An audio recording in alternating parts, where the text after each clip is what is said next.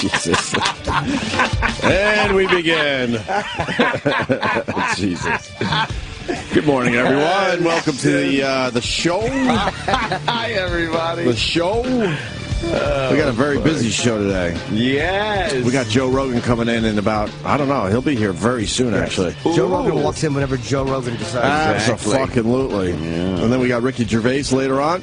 What? This is amazing. I think we're going to finally be here for a Ricky Gervais interview. That'd be unique. That'll be really nice. Usually we got Bruce Buffer. And Bruce Buffer, of course. He's here for UFC. Yeah. There's a big fight going on? Tomorrow night. Uriah Faber. I think I got some pregame going on tomorrow. Pregame for the Super Bowl? Yeah, a little pregame. I think. Should we just take Monday off? Mikey Cuffs. Do we need to take Monday off? You know what?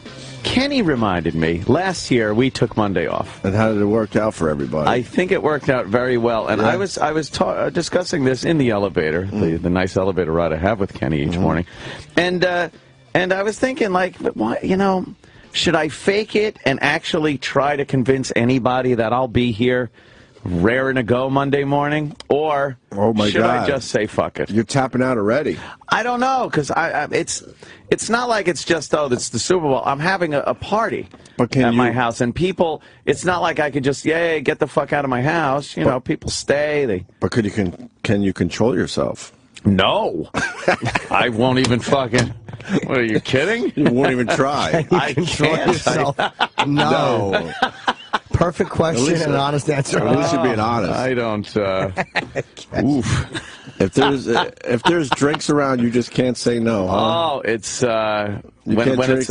Well, no, if there's drinks casually around, I can absolutely control myself in that, like last night, the night before, yeah, fine. If there's a party, a Super Bowl party, forget it. It's very difficult in that party atmosphere to not, I'll just grab another fucking glass of wine. How many did you have last night under control? 18. 16 natty ices? No, I had 2 bottles of Budweiser last night. I had one at about I thought you were going to say 2 bottles of wine. Yeah. Oh, my God. No. Well, vodka. I had one at 5 with dinner. I don't care. I was just kidding. And then I had another little nightcap at about 9:30. I was just kidding. I had another Bud. You do what you want. And that was that. No, that's fine. It's fine. But no, my weekday drinking is not anywhere near where it was. Oh, my goodness. Ooh. You've decided to, cut back. No, I didn't even decide. It was like kind of a just happened thing. Did you get sick of it? Yeah, I realized I'm not getting a good drunky feeling from this. Well, it's just kind of a... Well, that's why you got to start drinking the harder stuff. Well, maybe that's what I got to do is start on the whiskey. Look at me encouraging you. I guess there is a crossroad people take. It's either well, this ain't really doing anything, so... fuck it, or this ain't really doing anything, so I'll just drink whiskey. Oh, my God. I don't know. Hard liquor is brutal. It's, when you get older, hard liquor is brutal. It's always odd watching some old guy downing fucking... Like it's nothing. Scotch and... Scotch is brutal. I don't understand the Scotch drinkers. What did he have to do in bar fight? Did he have to tie? What did he have to tie? Oh, he tied a tie or something to his wrist, around his neck. Yeah, and then he'd hold the shot glass and then use his neck like a pulley and pull the glass up to his lips. Hey, to all my friends! A drink! Oh, it was bad. It was naughty. I felt hungover after watching that movie. It's just, how that is. But, a fucking Super Bowl party, that could be trouble. But, I don't know. Maybe I could cut off a little earlier, start drinking some of the water. Yeah, right. Load up on food. Uh-huh. No, it won't be it'll be 2 o'clock and everyone will be drinking and singing karaoke, and I'll be like, I gotta go to work soon. No, because they have to go to work. Everybody has to work. Well, that's true. Yeah, everyone's going to be in bad shape Monday. That is true. What is that? Banged up, as they say. Oh, no. What is this? I don't know. It was just on the computer, but it's a picture of Fez and his toenails. I see that. God damn it. Please save them. I understand why. Oh, we do. You understand why? I do. Why get rid of a good toenail? They're the thick ones that are yellowing. Yeah. You can make a nice batch of cinder bricks. What are those? Those are like they're chocolate-coated lima beans with a toenail stuck in the side. Oh, in the side. It's almost like a little fucking toothpick in a cocktail frame. Right, yeah. Oh, convenient. He's got like fungus. He has a fungus problem with his toenails, too. Well, you just put them in your mouth and you suck them out and then you stick the toenails back in. Stop it. This is terrible. Just to freshen the breath a little bit. Do you know what they're doing? What? A Super Bowl bet. Yeah. Where the loser has to swish the toenails around in his mouth. I was just kidding when I said that, really? I know, yeah, that's what they're fucking doing. Disgusting. Who's betting?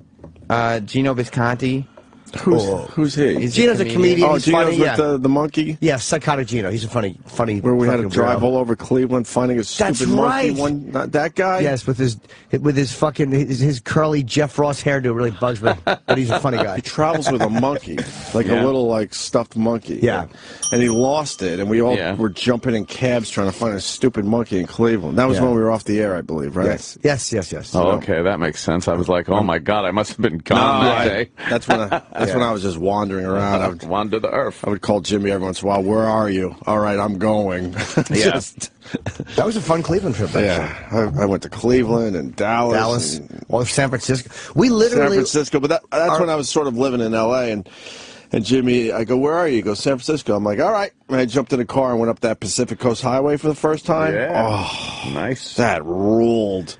Crazy. And first time I was in San Francisco, I loved it. Ooh. It's a great city. It's an amazing city.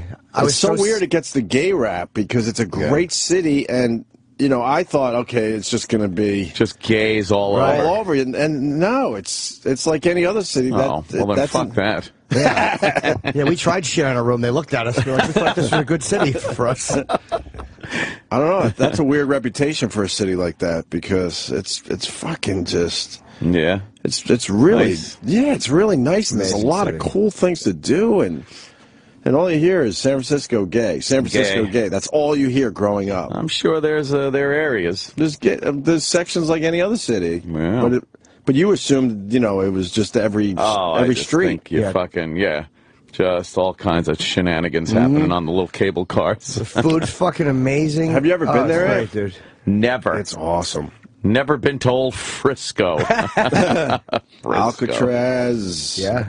Down by the wharf is cool with the fucking sea lions. Good seafood and all that shit, Yeah. And then you could go up into wine country. You could walk across the Golden Gate Bridge, which is awesome. I was so sick that weekend. I was shitting. I was the first time there. I was doing the Punchline. It's a smaller club. I probably shit 9 times. I was really sick. I hadn't slept in 3 days. I was having panic attacks. I did that show on Alice. It was I forget her. Oh yeah, we did that I love her. She's really nice. I forgot her name. Early to bed. Early to rise. Oh my God, and I know her too. I always think of her as Alice. That was the name of the station. Well, there was No Name was part of that show, right? Dude. Yeah, he's a at big the Kiss time. And the girl, she was really cool. Sarah, of course, yeah. And I was so sick and shitting. Oh, it was a terrible weekend. Wow. Yeah, I couldn't sleep. Panic attacks. Aw. Sandy Franny. Poor guy. Yeah. Little nervous fella. Like a chihuahua. I did. Shitting himself. We had no radio show. I didn't think people were going to come see me. My little leg was kicking out. Duties were flying everywhere. So Super Bowl is 2 days away. Yeah. So you're not going to make it in Monday? No, I'll be in Monday. I could have bought tickets last night. I just got declined. Yeah. No interest. It really is kind of a wash, this whole thing. I don't know. It feels like it. Yeah. The locals just don't give a fuck. Locals don't care.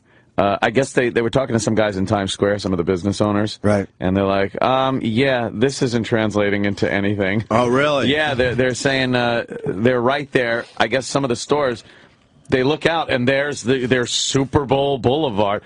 And they said there's been no change in the business whatsoever. So all these millions and millions that they're saying this was going to bring in to the city, it's not happening. And with the cost of extra security and maintenance and building all this stuff, I wouldn't be surprised they lose money on this. It doesn't seem like there's a lot more people out there. We're a block away from Super Bowl Boulevard. Fucking freezing. Or Broadway. Broadway. Call it Broadway. I don't know what the fuck Super Bowl Boulevard. Yeah. We're live on Super Bowl Boulevard. That's right. Are you? Oh. We sent Sal down there. And Manny? You made him flirt with dudes? We made him. I can make him stop. That's what he said. Yeah. Sucking dick is flirting, I guess. Exactly. He was shooting a new Doritos commercial. Put orange stuff on their penis. We got it, Jim. First time you said it. Yeah, Sal didn't. I mean, he's not the biggest football fan in the world, so he didn't have an angle. So I was just, just go out there and do your thing. And so he wanted to, just get a little flirty. And, Should we try this? That's nice. Yeah, I set him up to go to the biggest, burliest, bearded men that I could find. Oh, great. He talks to a big burly biker named Jack. Yeah, Jack was like, he's like an old school, like, biker dude. Like, he had a leather vest on that said, like, don't fuck with me on the side of it. Well, and a big white beard. Why didn't you heed the warning? I guess I didn't see it. We're hanging out in Super Bowl Boulevard, and we're here with Jack. How you doing, Jack? Where are you from, buddy? Seaford. Who do you want to win the Super Bowl this year? Denver. Now, out of the two teams, who has like a prettier jersey? Prettier jersey? I don't know. I guess I'm a little partial to orange, so I would say I like the orange jerseys, Now, if the NFL put into an effect that they started wearing like a little bit more tight pants, how'd you feel about that? Is this fucking guy serious? Tells me about tight pants. I don't know. I don't know how I feel about that. I think the pants are tight enough, You don't want them any tighter? No, fuck no. Throw them off the balcony. Sorry, smoking a pipe. It's quite strong. Yeah, he started smoking a pipe. And tell me how delicious Peyton Manning is. How delicious Peyton Manning is. I couldn't tell you that. I really know. I have no idea. And who are you wearing today? Who am I wearing? Carhartt. I don't own anything from Carhartt. You probably wouldn't. You look a little gay. Wow. Yeah, that worked. Let me show you a picture of this guy. That worked. And Sal hung in there, too. He didn't back out. Sal did not pussy out. Holy shit. Jesus Christ. That's a guy with a big leather glove who was gonna walk by with little teeth in the fucking knuckles. Right. And see, like halfway through, that's the pipe he's holding. It's on O&A show on Twitter right now, the photo of Sal in Times Square. He takes a swig of the pipe and just blows the smoke right in Sal's face and says, go ahead, next question. Of course. Oh, that's great. Oh, wow, that was fucking funny. Yeah, it's all about just grabbing people and interviewing them down there. That's like kind of what all the shows are doing. Yeah. And there's not many real people to grab. I have no regret about not being there. I don't care. Oh, I wish we were there in the middle of Super Bowl Boulevard, the heart and center of all the action. No fucking way. We were there, it's fun. We were there mid-afternoon. Yeah. And it's like there are people there, of course. It's Times Square. It's Broadway. There's always people. Yeah. But we were walking through. Like, it's not like it was, how are we going to get through? No, like, no. And that's usually the case when they had these Super Bowls somewhere else. Festivals. Every interview. Look at the interview. Every interview, we were able to find a nice space where we weren't in anybody's way. Oh, my God. There's plenty of room around Sal and, Oh, yeah. Right. and the biker dude. So what... Let's continue. We got another one here. Oh, we got another one? Yeah, Great. Sal talks to Wally. How you doing, Wally? All right. So, the big game Sunday, and who do you want to win the game? I think Denver's going to win. You think Denver's going to win? Yep. Now, out of the two teams, which has a prettier jersey? No comment. All right, moving on. How delicious is Peyton Manning? Delicious? Wow, these are tough questions. I don't know about delicious. The guy's good. Okay. And how gay do you have to be to fully appreciate the Super Bowl? I think I'm done now, thanks. What did he say? How what? How gay do you have to be to enjoy the Super Bowl? I'm done now, thanks. People really don't like gays. People get really nervous with the gay stuff. That guy was like an older guy, and he had a mullet, and he was just sitting there. He was trying to look at the Lombardi Trophy. Oh, well. And Sal was just like, hey, we're doing some interviews about the Super Bowl. Sure. Very good. Holy shit. Good job, Sal. man. Good job, Sal. Were you nervous doing this? That was the scariest one. The guy. The first one? Yeah, the first one. I was Jack. I also kept trying. A lot of the black guys didn't want to do the interviews at all, but I kept like anytime like 7-foot black guys would walk up, I'd be like, "That Sal, you got to get that guy." No. Just hoping that somebody would hit him. They wouldn't. I'm amazed anyone really thought he was gay. You know, with that fucking meticulously groomed beard. But it was a lot of fun. Well, I don't doubt Got to meet it. a lot of friends, a lot of new people. Sal really is glowing this morning. He is an aptly cheeked sweetie. This is the first thing he's done. He's inching that actually out of the works. Yes. If by inching you mean fucking battering ram.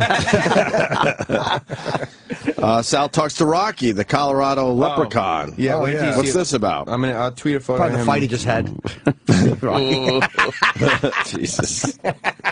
So we were walking around and we see this guy, and I didn't know he was anybody, but we see him dressed up as like a little orange leprechaun. Oh! Is he a midget? No, he was just a short dude, but he was not a midget. And apparently he's one of those like cheerleaders, not a cheerleader, but like the fireman Ed or whatever from the Jets. And so he's a Denver Bronco leprechaun. But he also had like what appeared to be a fairly obvious cold sore on his lip. Did you ask him about it? No. Sal. I know I should have, But my favorite part is if you listen to this. Yeah. Sal, he is trying to get him out of character. He won't drop the leprechaun character. Oh no! Until the very end, Sal gets him out of leprechaun. Oh, okay. Let's listen to this. All right, I'm Sal. I'm here with Rocky, the Colorado leprechaun. How you doing today? Oh, it's wonderful. It's wonderful here in Times Square, and I tell you what, it's a beautiful, beautiful day. Lots of people out having fun. Now, this might be a silly question, but who do you want to win the Super Bowl? Well, you know, silly is my business. And the leprechaun, that's what we do. Waited for applause. So that question's not too bad, you know. Now, they're wearing orange on the bottoms, correct? No, I don't know the reason he's paused there is because when he says that, normally he has to duck a punch. Silly is my business. Duck, put hands up defensively. Silly is his business. Oh, look out. That would only be fun if he worked as a mortician. To cheer people up. Oh, God. Silly. my business. Toe tag. Right. Bottoms, correct? Well, I don't know what they're wearing underneath those costumes, those uniforms, but if they're wearing orange bottoms, that's okay with me. Now, how delicious is Peyton Manning? Oh. I've never nibbled on him, but he seems to be a sweet man. A sweet man if you tasted him. Well, I don't know. I'm not that kind of fairy. Oh, Okay. How gay do you have to be to watch the Super Bowl? I don't know anything about that.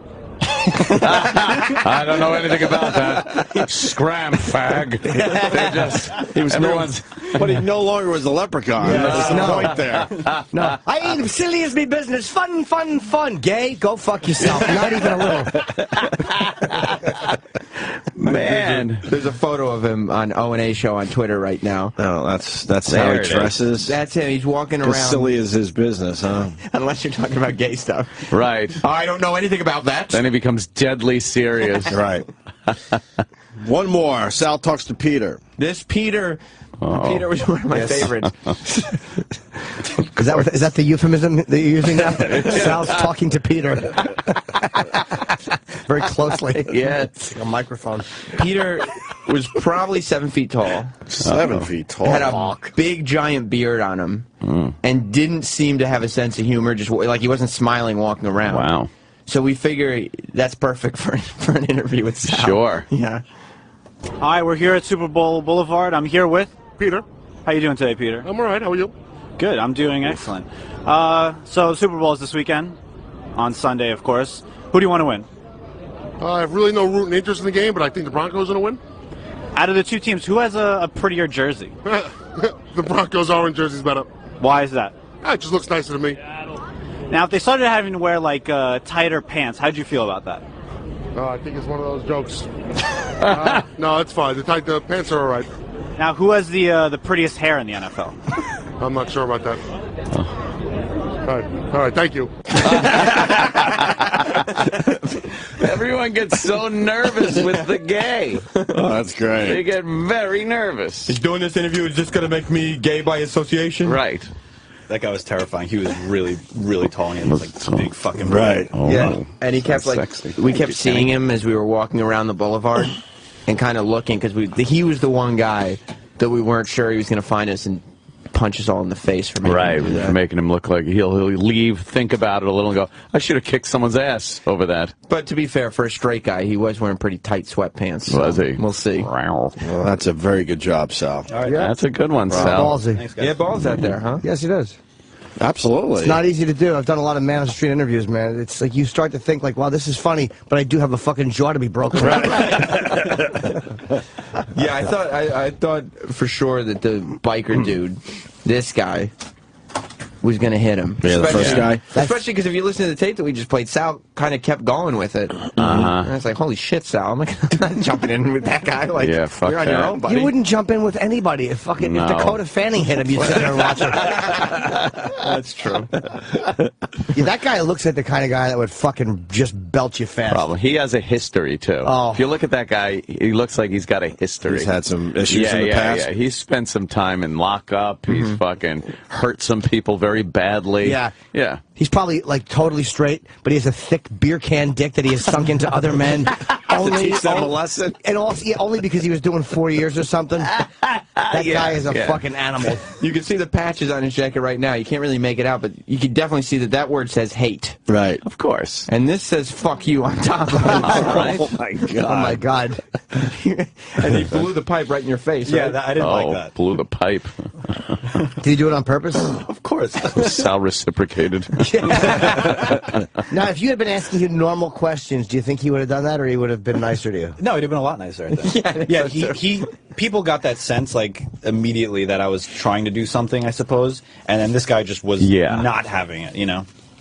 Well, you were trying to make them look like fools. Yeah, exactly. Right. Yeah, tighter pants. And instead, this guy just said, yeah, you look a little gay. You look a little gay. Yeah, it sounds like I've had that conversation in the mirror. I love how they all tapped out. Yeah. Oh, they got nervous. All right, thank you. Yeah, Thank you. Then.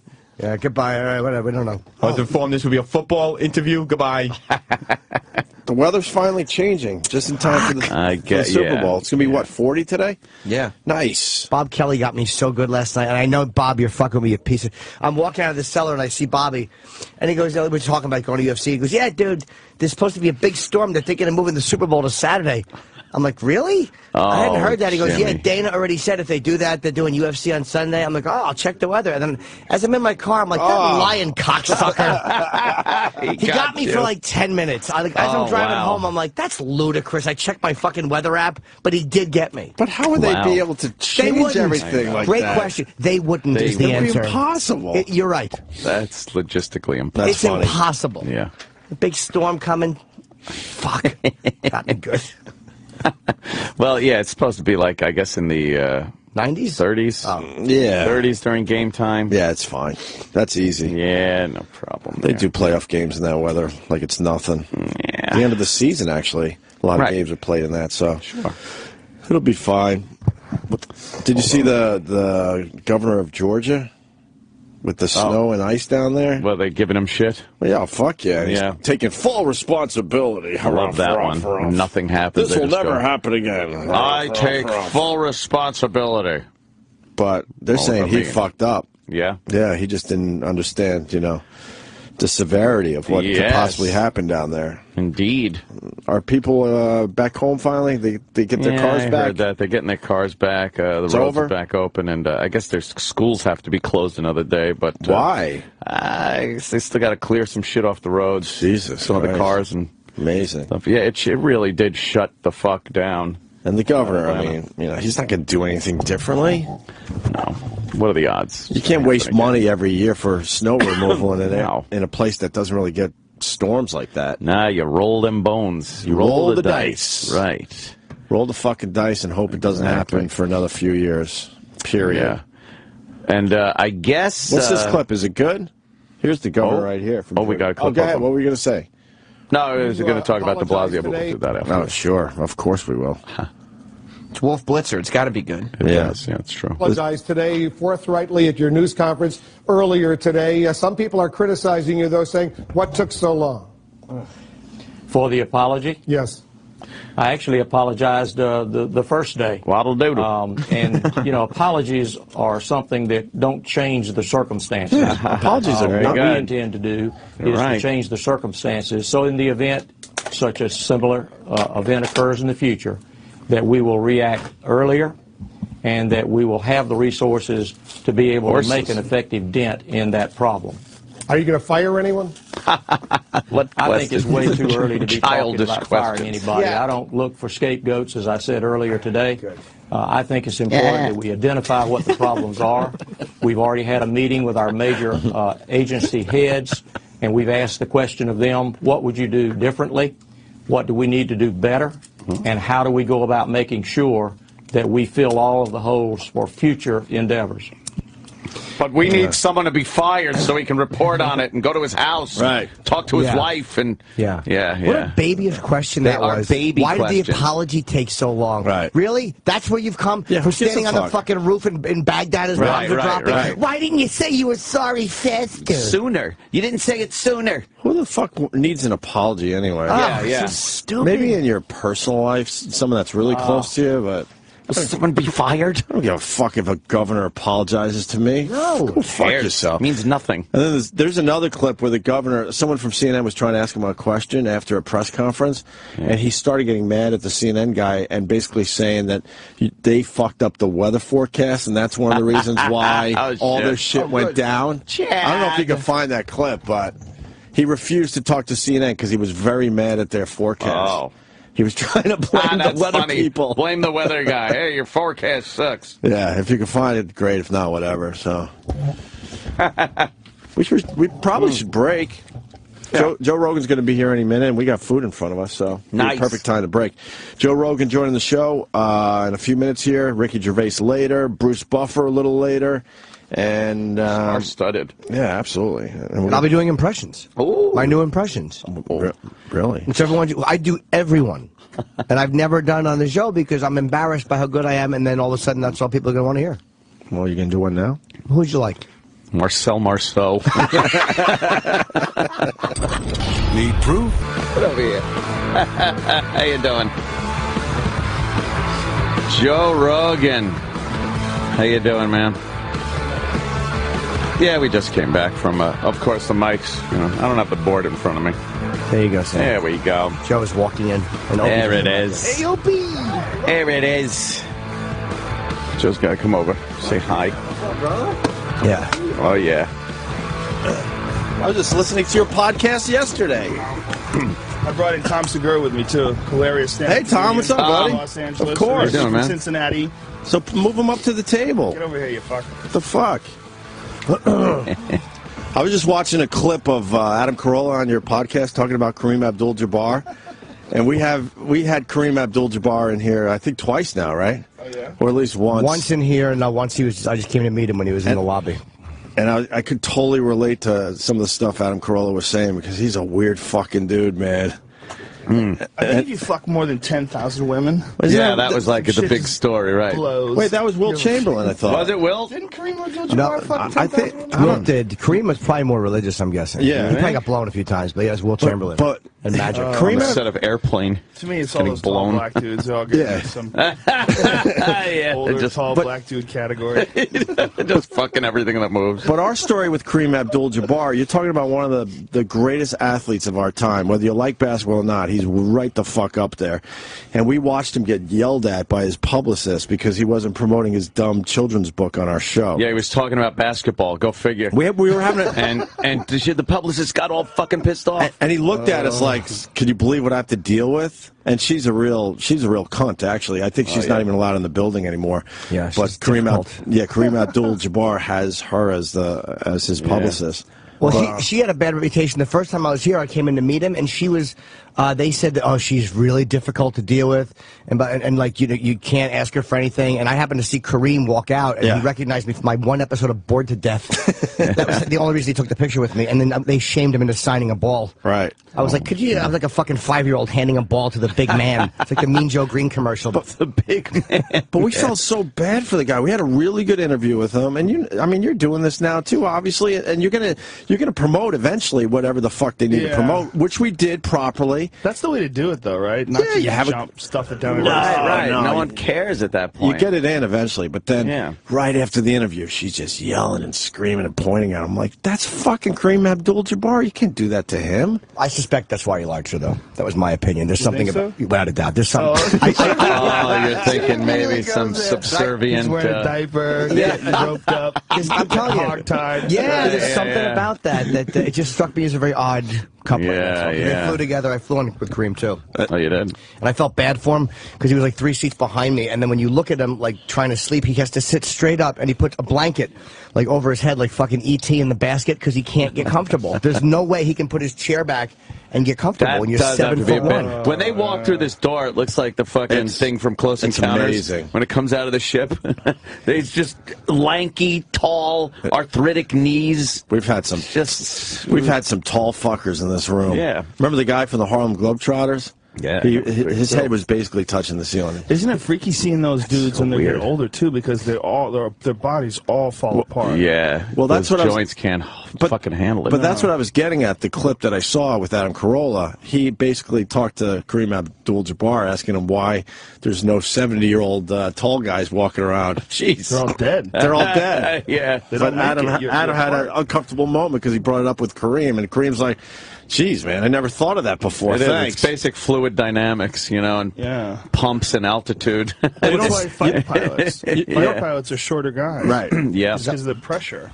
You don't see old. You don't see old fat guys, and you don't see old tall guys. Plus, in a fighter pilot, who wants that some fucking big lanky zilch with his face pushed up against the top of the window? You don't want a 6'9" guy in that little shitty space. Top of the window, whatever the fuck it's called. He hits the automatic ejector. His canopy, fucking top of the window. Dumb ostrich head gets stuck in the window, and he's decapitated. Weird posture.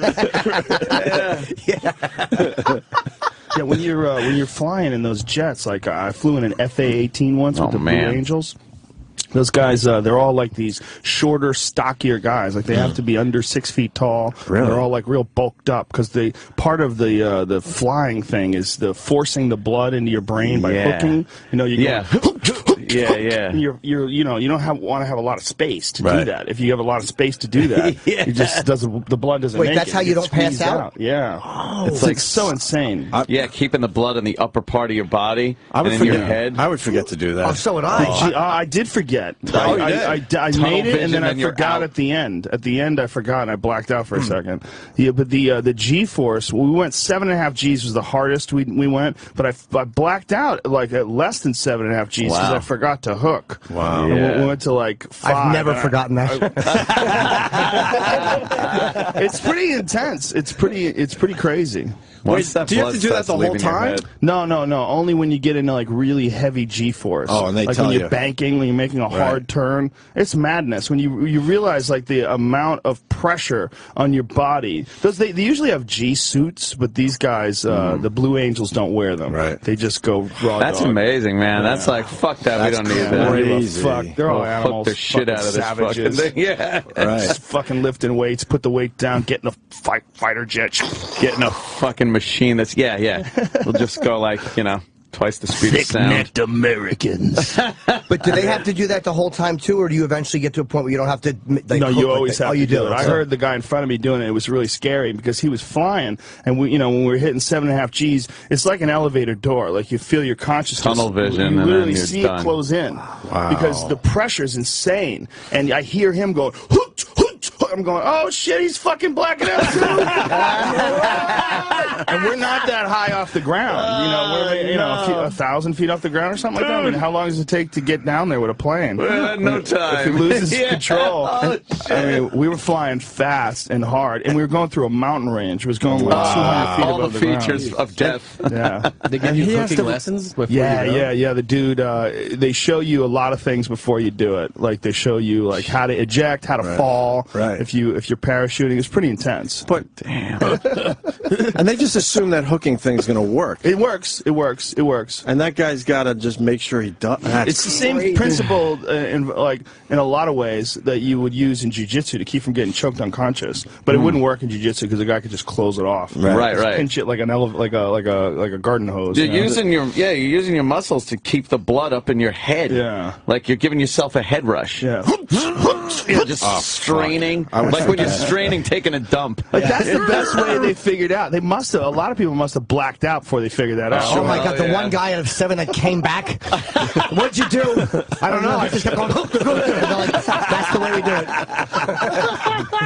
it. Joe, were you scared? Oh yeah. Okay, good. It's scary. It's crazy the speed of those things. It's just there's speed and then there's like fighter jet speed when you're a couple hundred feet above this mountain range. We were going sideways and back and forth and banking through this mountain range. He took me on a wild ride. Jesus. Did you get sick?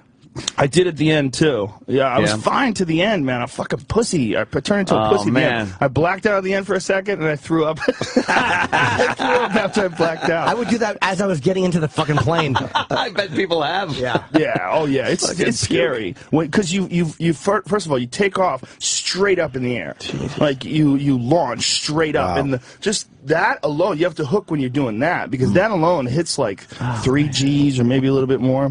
Fuck that. Yeah, that's pretty amazing. And then amazing. you're instantly like in space. It seems like you're going like, so fast. Why do passenger planes take so long to get up here? Well, the other thing is they're up there in no time. It's small. It's a cockpit is like tiny little thing, and like you feel so, the ground's right there. Yeah, it's like there's no space like a big plane. There's the middle row and then the far left row. No, there's none of that. No, it's like everything's right there. Here and the window's there. Like, you're just in a little tube. Did you get a little high before? No way. No, that would have freaked you out. I want to be right there with that one. Yeah. I don't want to be up flying around thinking about how do I know the color blue. That's enough of a high. Holy shit. Imagine doing that on a fucking passenger plane. The captain has put on the hook light, and the whole fucking plane. Well, you have to grab your thing too, like the stick in front of you. You're not just hooking; you're holding on to something, or you can grab like the seatbelt that's holding you in place. Right. You want to like. You want to force the whole body. I would just stop doing that. I know I would. Well, if you did, you'd understand. Boom. The elevator door closes. And then you all of a sudden come back, you're like, where is it? Oh, that's right, I'm in a fighter plane. Oh, I'm flying. Oh, I'm flying. How long did you black out for? It was only a second. Oh, wow. I had to realize that because I blacked out on a turn. Oh, wow.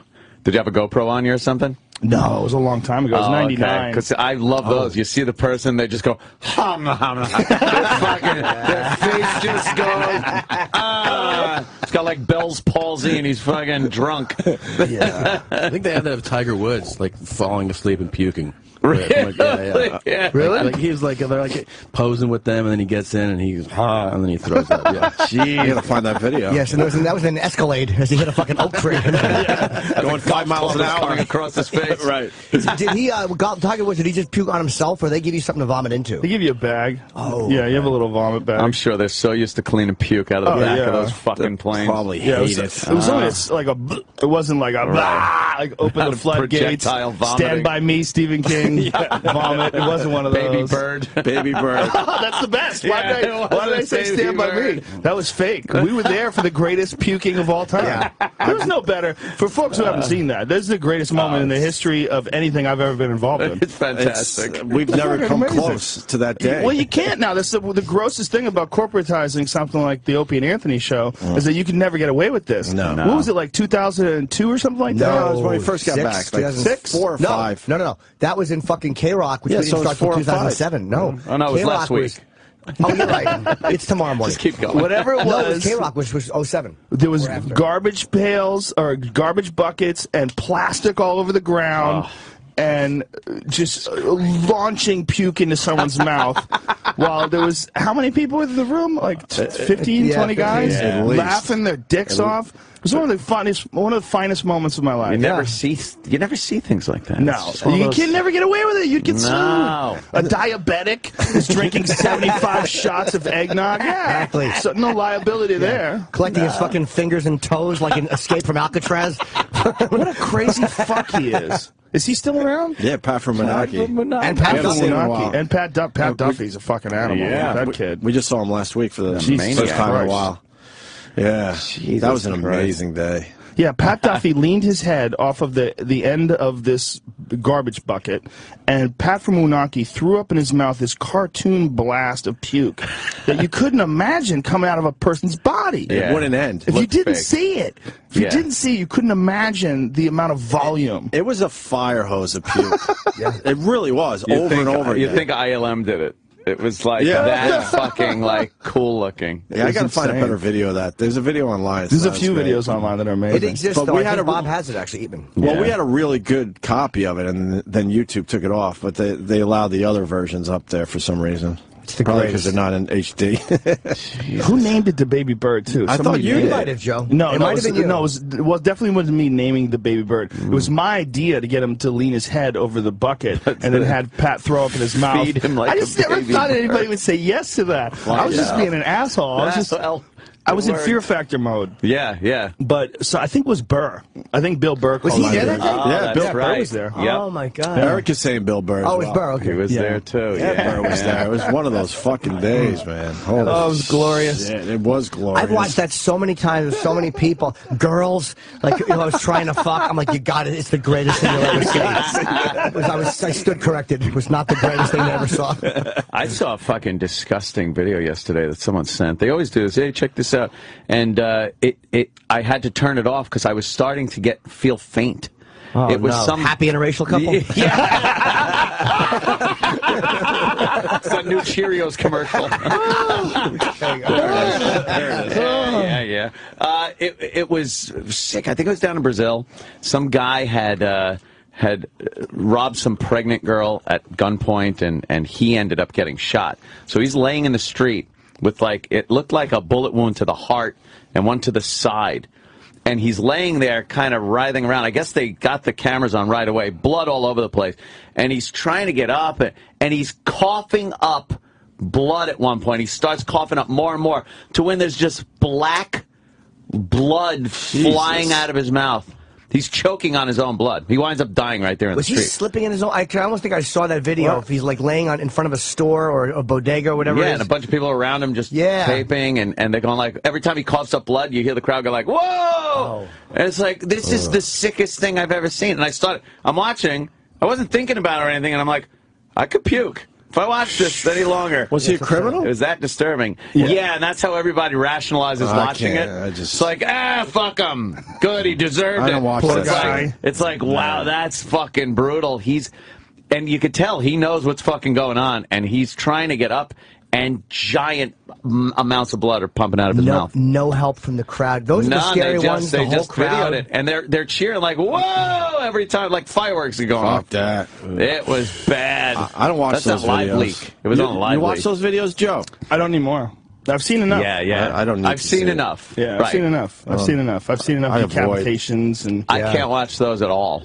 The last one I watched was a guy doing it to, supposedly it was his girlfriend who had done something, but it was a cartel one. And he did it with a small knife. Holy shit. And I was like, oh, God, why am I watching that? Why? You gotta go, like, why am I doing this to myself? I guess you watch it because you want to know what people are capable of. Because most people, like, you run into would never consider doing that. No. But you need to know that there's people out there that they're not playing by the rules. Don't you know, though, that it happens by the end result? You don't have to see the whole formula there, you know? I didn't necessarily know what I was watching. Yeah. You know, it's just like, this is fucked up. This guy does some really fucked up shit to this woman. Okay, click. Yeah, sometimes you fall in. Like that one last night I was watching because it sounded like, and all the guy puts is, check this out, it's fucked up.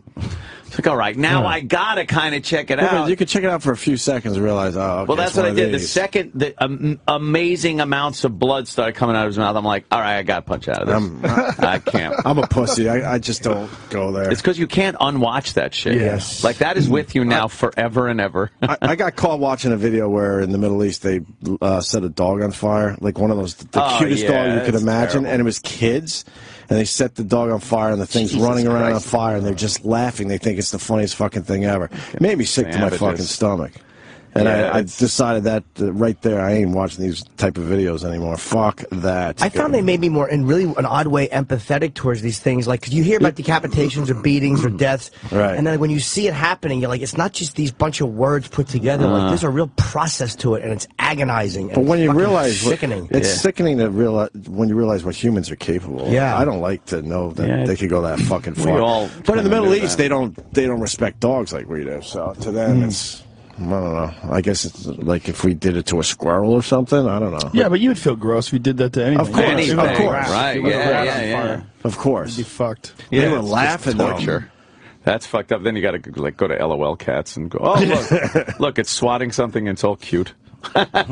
It's I saw one in the Middle East where there was like, I guess they were religious crimes. There was 3 guys kneeling there, and they fucking just covered them with like gas, and they just kicked these 3 tied up guys into a fucking hole that they dug and just threw a match in.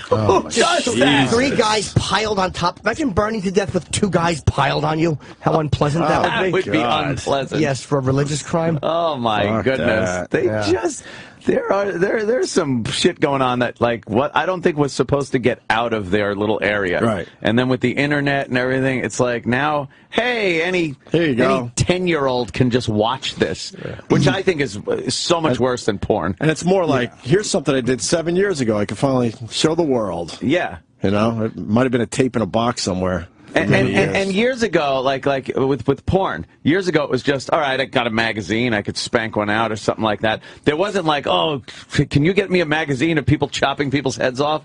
Like that never existed. This watching people get murdered just didn't exist.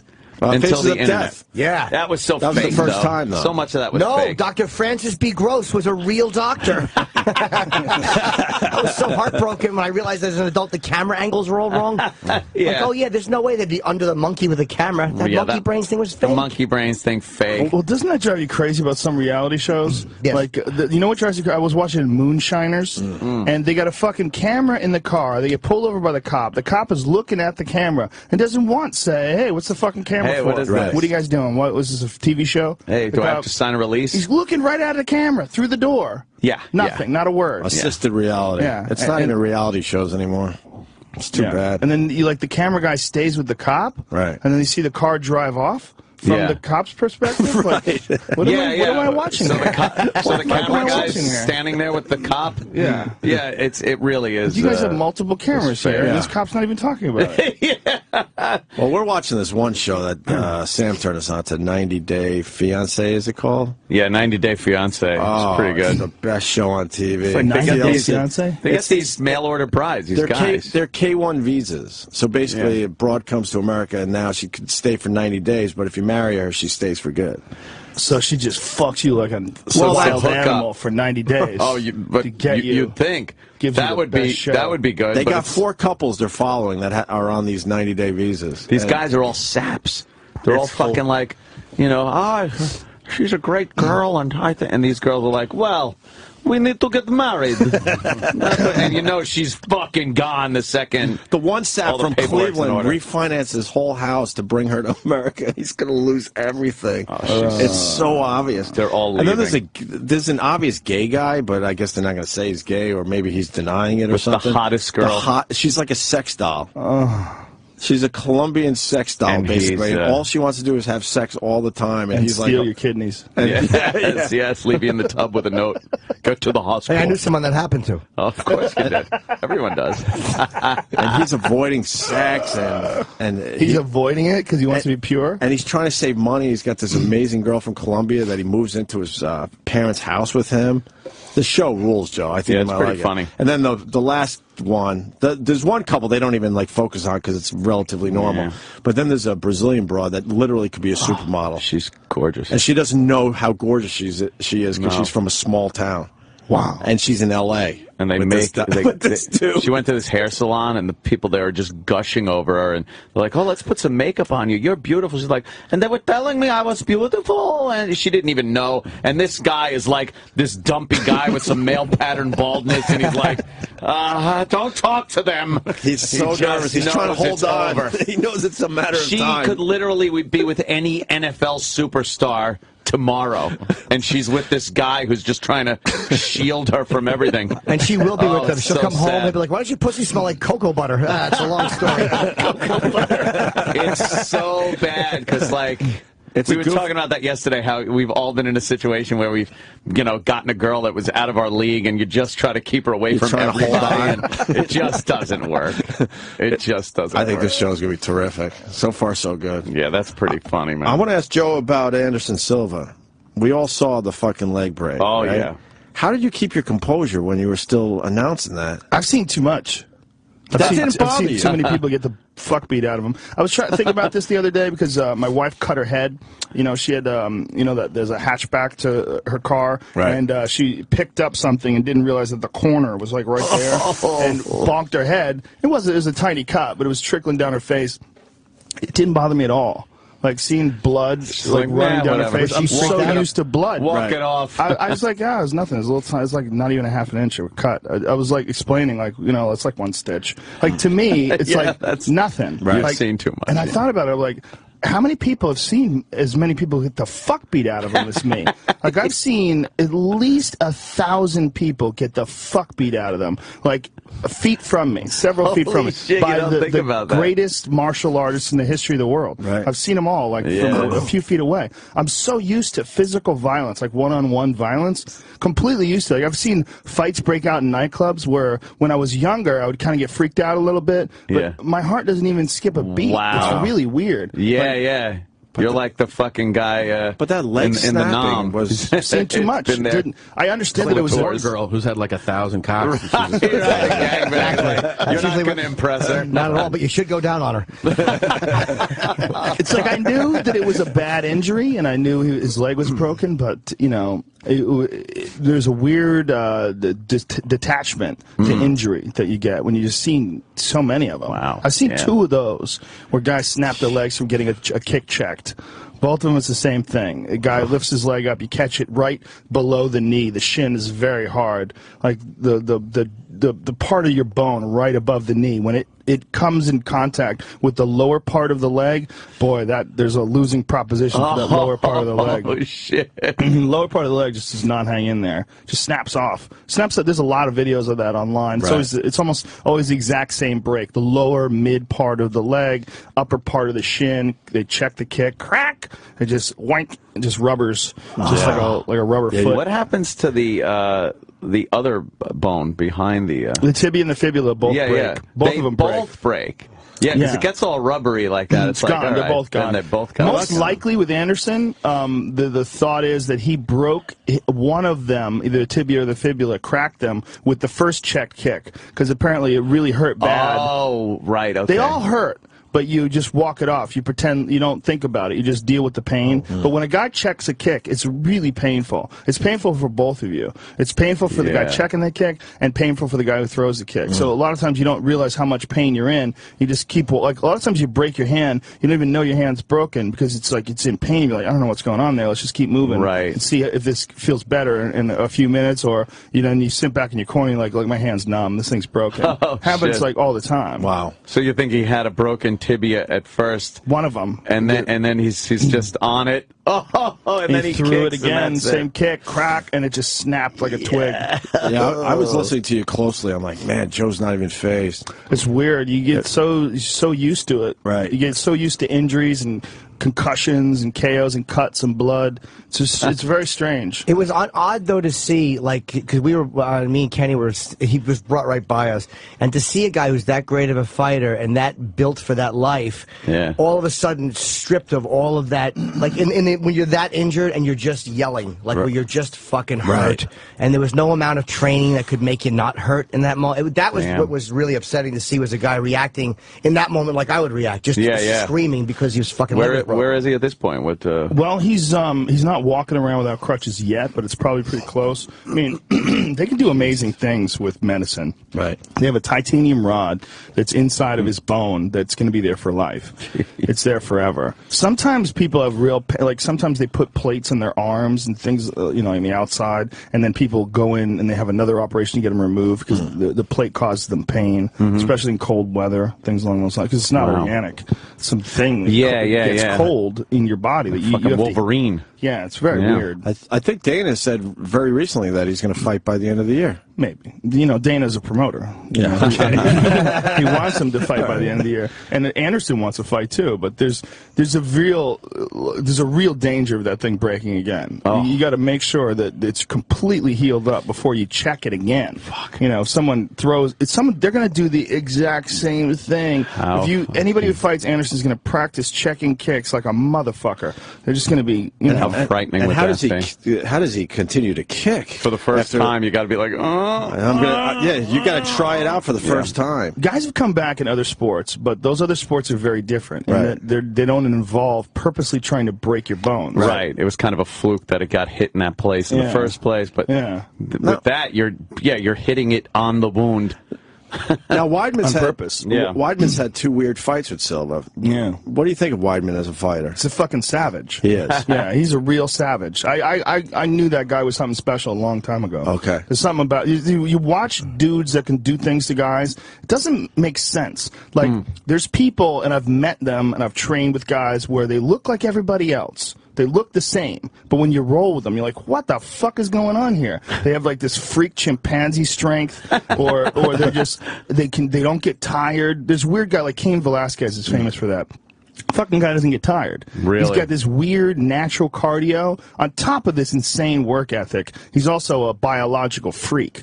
Like his VO2 max is through the fucking roof. What does that mean, VO2 His VO2 max is his ability to process oxygen. It's insane. It's like elite endurance athlete level. And he's 240 pounds with a giant fire hydrant head. You know, he's a terrifying guy in that fact that he's just not going to get tired. He's going to beat the fucking piss out of you, and he's going to put a pace on you that you're not going to be able to keep up with.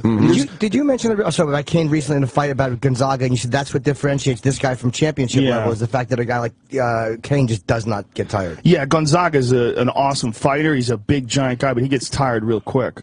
And one of the reasons being is Gonzaga doesn't train with elite guys. He trains in Ludlow, Massachusetts with his team, and you know, he's got a great school, and he's a great jiu-jitsu teacher, and he's got a really tight-knit group of people that really love him and support him, but you got to get the fuck pounded out of you on a daily basis in order to compete at the elite level. And like Cain Velasquez has Daniel Cormier, and he has Todd Duffy was there for a while, and there's a bunch of guys at AKA that are like elite heavyweights. So he's like getting like really like strenuous, hard, high-level sparring on a regular basis. If you don't get that, if you're always the best guy in the room, it's actually bad for you. Wow. It's bad for your fighting style. Like everybody wants to be the guy who kicks everybody's ass, but in order to be the guy who kicks everybody's ass, you got to get your ass kicked. There's no shortcuts to fighting. That's fucking because that's something you don't want to have happen. Yeah, it's going to happen. You don't want to get hit very hard about the face. One of the drills they do is they take 5 guys, 5 fresh guys, and you go in there and you'll spar 5 minutes with one guy, and then you're exhausted. That guy goes out, boom, new fresh guy goes in while you're exhausted. And they'll just keep rotating guys. And it's to get you comfortable with being exhausted, because a lot of what being exhausted is about is mental fatigue and panic. You know, people panic because the guy's kicking your ass. You got to get used to being in there and relaxing, you know, when you're exhausted. So you don't hyperventilate, you don't seize up. That's a different brain set. I can't imagine. But like I was saying, there's guys like Weidman. You watch him throw guys around. You watch him beat the shit out of guys. Like, that guy's different. There's a guy that's different. There's one. There's every now and then you see a freak, and you go, okay, there we go. We got one right here. You know, whether it's a grappling freak or it's a striking freak. You know, there's guys that are just different. They're built different. They move different. They're stronger in their mind. And a lot of them, it's interesting, come from a background where they were getting their ass kicked by their brother all the time. Oh, really? Yeah, a lot of them. A lot of, like, Weidman, that's his story. His brothers beat the fuck out of him growing up. Dropped a fucking metal plate on his head, like a Olympic weight on his head when he was a kid. Like, a lot of that kind of shit. And you grow up just a different kind of tolerance to pain and a different, like, ability to absorb bullshit. Wait, does he have a relationship with his brother now? They're both the same age, or is his brother like 10 years older? They're older. I think he has older brothers. Do they fight, those guys? No, I don't think so. No. I don't think so. I don't know, though. I imagine the dynamics have changed over the years. A little bit. No kidding. A little bit. A little bit. A little bit. A lot of them grow up like Matt Hughes is famous for having a twin brother who's also an MMA fighter, and you know, throughout all high school they just beat the fuck out of each other. Yeah, like they're so used to like fighting another fucking savage in the house on a regular basis. That regular fights with other people, like no big deal. Like here we go. You have to have that, I guess. Yeah. That you were kind of raised in that. Because it would be odd to just, like, all of a sudden, I want to be a fighter, and you're not used to getting hit. Yeah. Fuck, hitting. You're just not used to getting hit. That would be a little much. Well, it's sort of like what we're talking about like watching disgusting, evil videos and like, God, what people are capable of. People are really flexible, like in a lot of ways. Like they're flexible mentally, they're flexible physically. There's there's a range of how people can develop and behave. Yeah, and you see that with comedians, you see that with musicians, you see that with fighters, you see that with almost everything. Like, how did this happen? How do you get a guy like that? How do I get a Tom Segura? You gotta have a lot of fucking shit goes wrong to get a guy like this. You in LA, Tom? Yeah. Oh, cool. Yep. What is Tom's story? It's fucking hilarious. He's awesome. It's one of my buddies. Moves a lot. That's my story. Yeah. That's my equivalent of a lot of big brothers beating the shit out of me. Moving a lot, new schools every few years. Father in the military? Trauma. Finance. Yeah. Why'd you move? Wait, he moved around a lot in finance. No, just like, it was promotions within his company. See, mine was different. It was like demotions that my father had, getting fired and then having to move because, he's got to bamboozle the next fucking place that we're renting and lead them to believe he's going to pay the rent. Do you remember the houses getting shittier and shittier, or?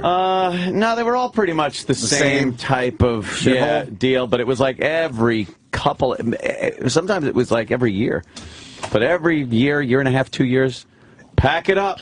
Isn't We're it getting out of interesting town. how that adversity makes a different type of person? I mean, it just makes a type of person that grows up with, like, really loving, supporting family, with great neighborhoods and really good friends, like, almost never is funny. I don't know why. You never have to fucking, like, camouflage yourself What was the article that came out about you comedians? I didn't read about comedians psychologically damaged, but I mean, I could have told you that in fucking 1990 after my first set. Yeah, but they share traits. Share like a lot of traits with psychotic. Yeah, you know what the problem with that article is, though? It was in the UK, and they said they picked 500 comedians. You tell me there's 500 funny guys in the UK? Get the fuck out of here. Probably Get the fuck out of here. Talk to 500 cheeky fellows. I don't buy a lot of those UK stories. I think those stats apply probably a lot to open micers, though. Oh, yeah. If you're like an open mic, you're fucking insane. Yeah. Dude. You know, people think they can do it. But, like, if you're around, like, headliners, you're not, like, you would have to as crazy. You'd have to test all the comedians to get 500. Right. Because, like, we were trying to figure out how many comics there are. Like I was talking about this, like, after we were in Vegas the other day. I was like, it's so fun to, like, meet up with friends that are comics, like, in another place and get to hang out together. There's, like, this extra sense of giddiness, like because, we understand each other in a weird way. Right. We have a weird camaraderie.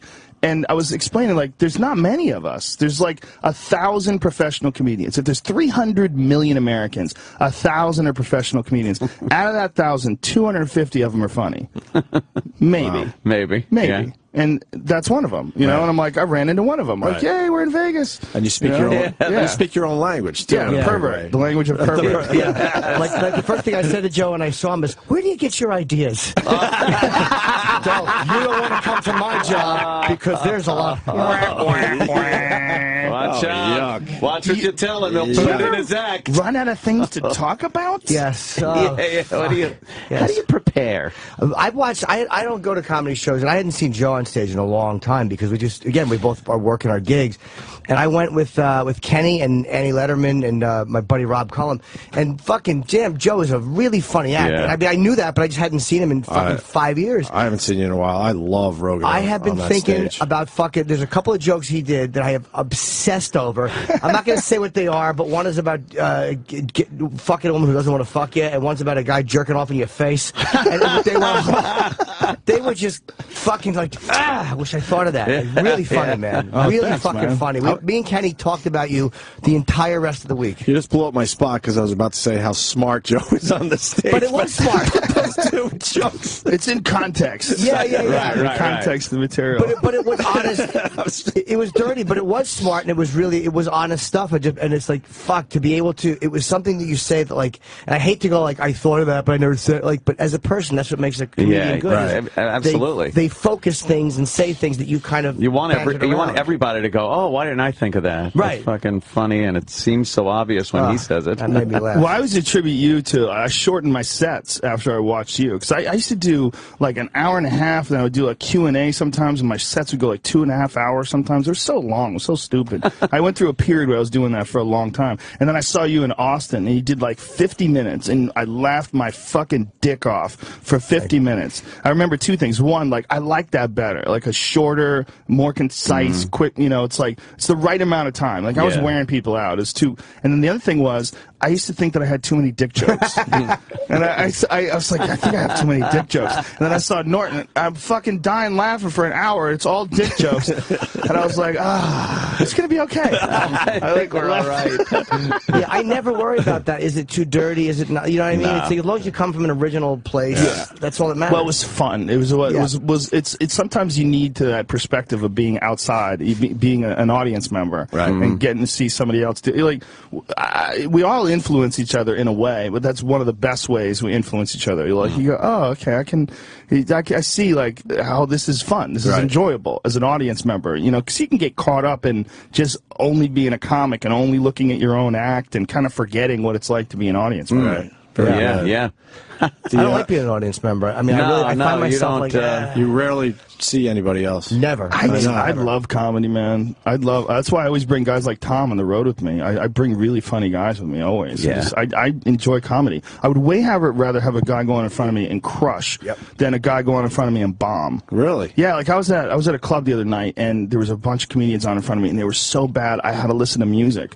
I was watching the comedy, and I was listening to Gary Clark Jr. in my headset. I was just like, I had to tune out. The comedy was so dumb because when you're listening to a comic, you're listening to that guy's thoughts. Like, you're allowing them to think for you. You're like going on a ride through their thoughts, and the thinking was so terrible. It's like, why are you turning there? Like, what are you doing? You're backing up. Oh, you fucking idiot!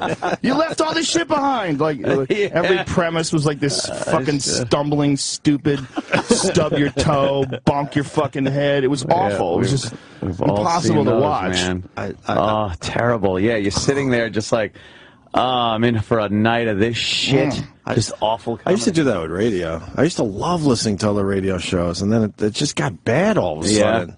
Because of the corporations, I guess. Oh, yeah, that's a big impact. It just watered down impact. everything, and I remember that I just stopped listening. And it was my hobby. I couldn't wait to listen to another radio show to see what was going on. This industry, I think, has been crushed more by censorship than any other. Yeah. But the podcast is bringing it back, thank God. The podcasts are definitely bringing back long-form conversations. Uncensored, long-form conversations. Because you will not find any of this shit on regular radio, and there's some great podcasts out there. Yeah, but it's just because they didn't fuck with it. It's really so simple. Like, the ideas are always there. And you know what I really love about podcasts? There's so many people I've never even heard of that have really good podcasts. Like, someone will tell me, hey, go check out these guys. And, you know, I'll go, they never would have gotten pretty goddamn good. Just a bunch of guys sitting around with they're funny guys. There's a microphone and a Zoom recorder, and then they upload it to iTunes. Boom. That's it. Look how popular podcasting is. And it's these incredible. Dopey radio companies can't figure it out still. Well, they're trying. They step on their own dicks all the time with these lawyers. Yeah. The fucking lawyers and the conversations we've had with these guys over the years, mind-boggling. Everything's a liability, you know. Yeah. They see everything. Everything good. It's always everything good. Yeah, like Baby Bird. How are you liking podcasting? You're still loving it? Yeah, huh? it's awesome. It's like this. I learned how to podcast from doing your show, for sure. I attribute this show to the reason why I enjoy podcasting, because your show's just a hang. Right. Every other show is so controlled, and there's fucking music, and like, let's go to break, and we have this gag coming up, and this, and that, 5 minutes to the hour, and we always do that.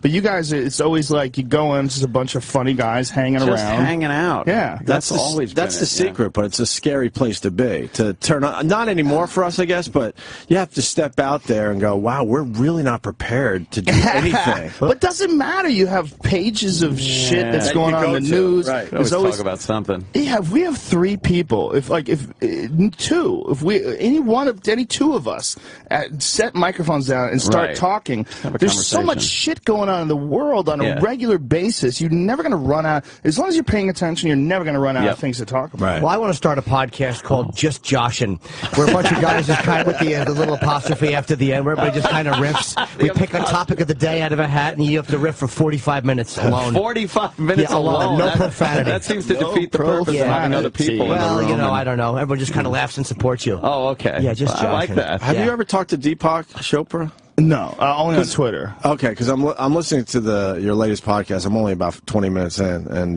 with Cara Santa Maria. Wow, is she fucking brilliant? Yeah, Jesus. She's very smart. She's very smart and pretty. She's brutal. This girl is smart. What does she do? Yeah. She's a scientist. Okay.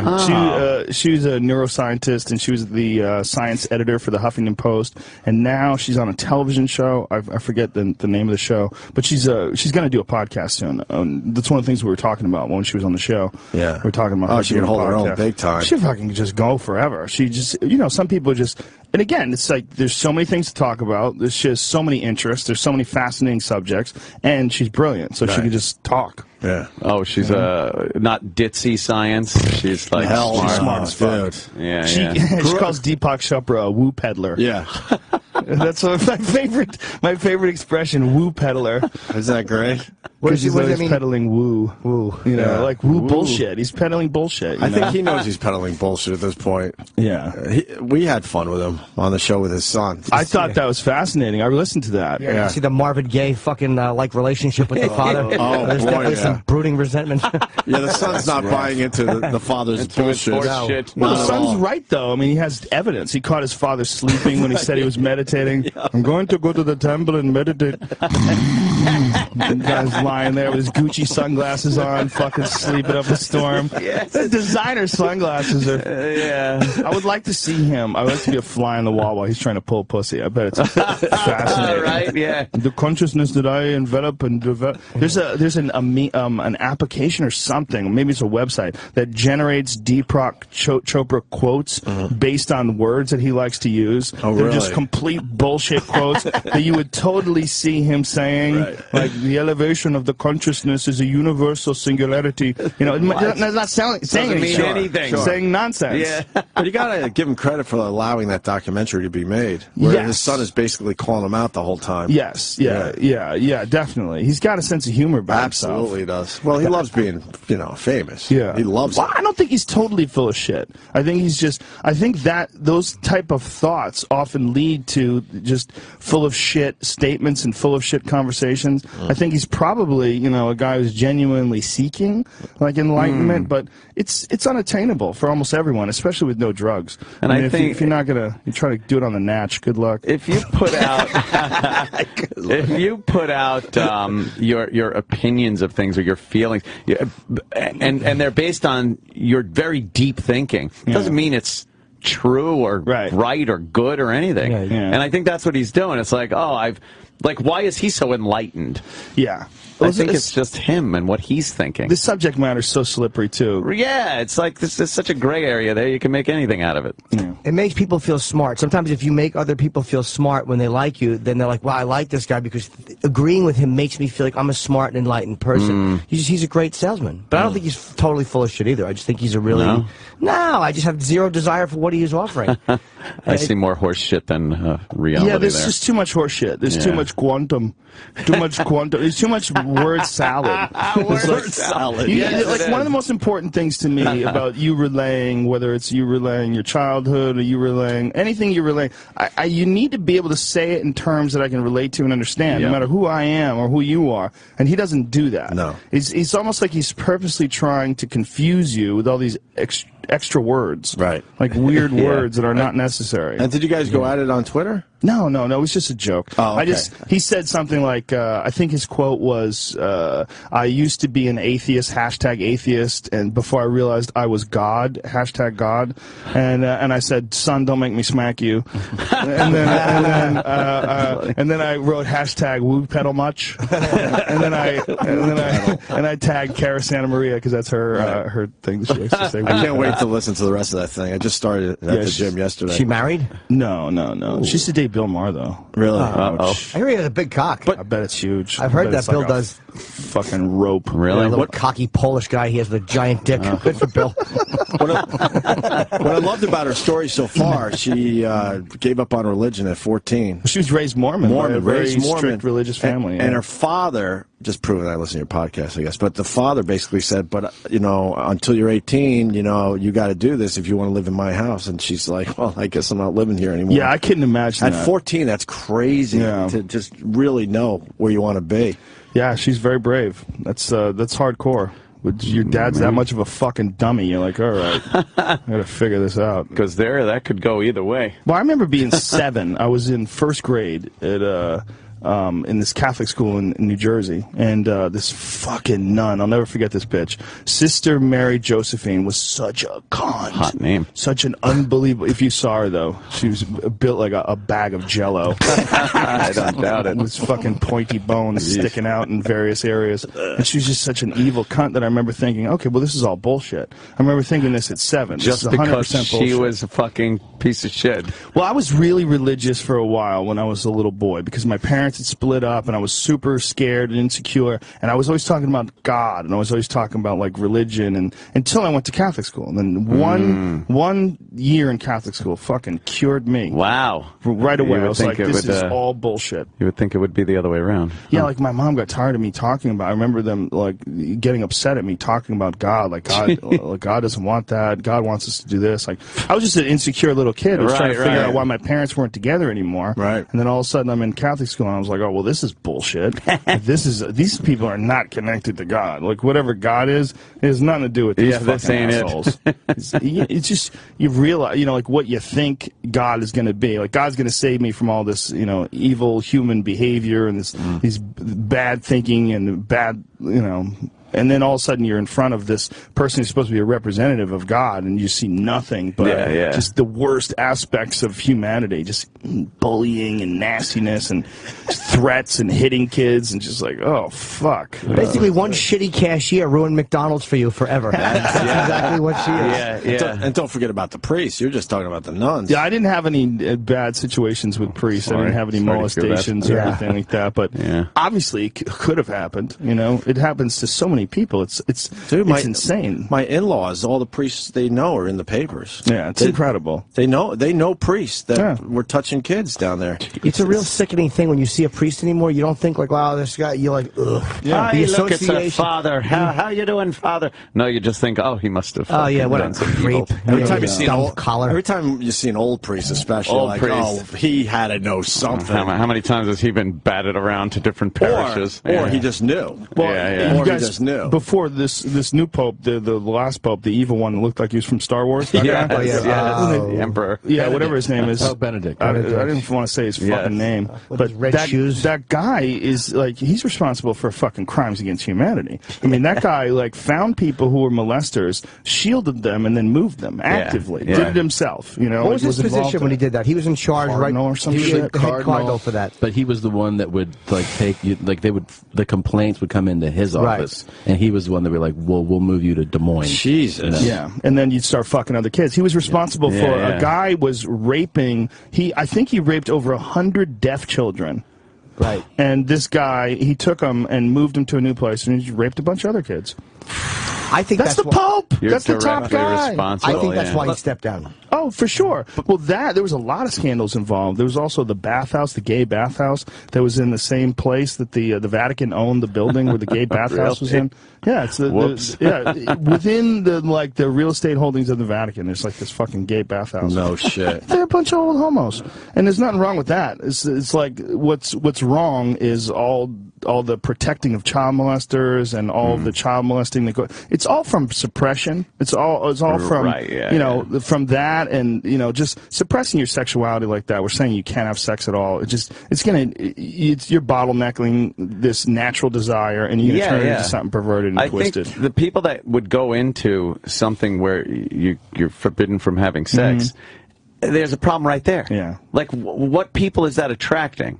Well, you know what's interesting? It didn't used to be that way. It used to be that people that were in the priesthood were allowed to have families and children, but these guys were slinging dicks so hard because they were the rock stars. I mean, they were the guys who had a direct relationship to God, especially in the days before they translated the Bible into a phonetic language. Like when the Bible was in Latin, like before Martin Luther, nobody knew how to read the fucking Bible. Martin Luther in the 1500s was the first guy to take it and make it so that the average person could understand and read the Bible for themselves.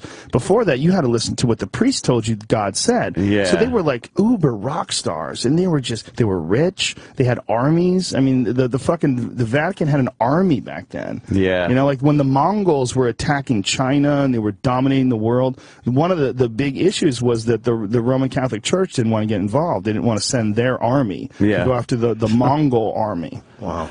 They were rich. They were slinging dick. They had armies. I mean, it was a very different world than what it is now. These people that have celibacy, and they shifted the rules because these guys slang too much dick. But what changed where they weren't allowed to have families anymore? I don't know. I think it was just a power issue. I think we talked about it on our show once. I can't remember.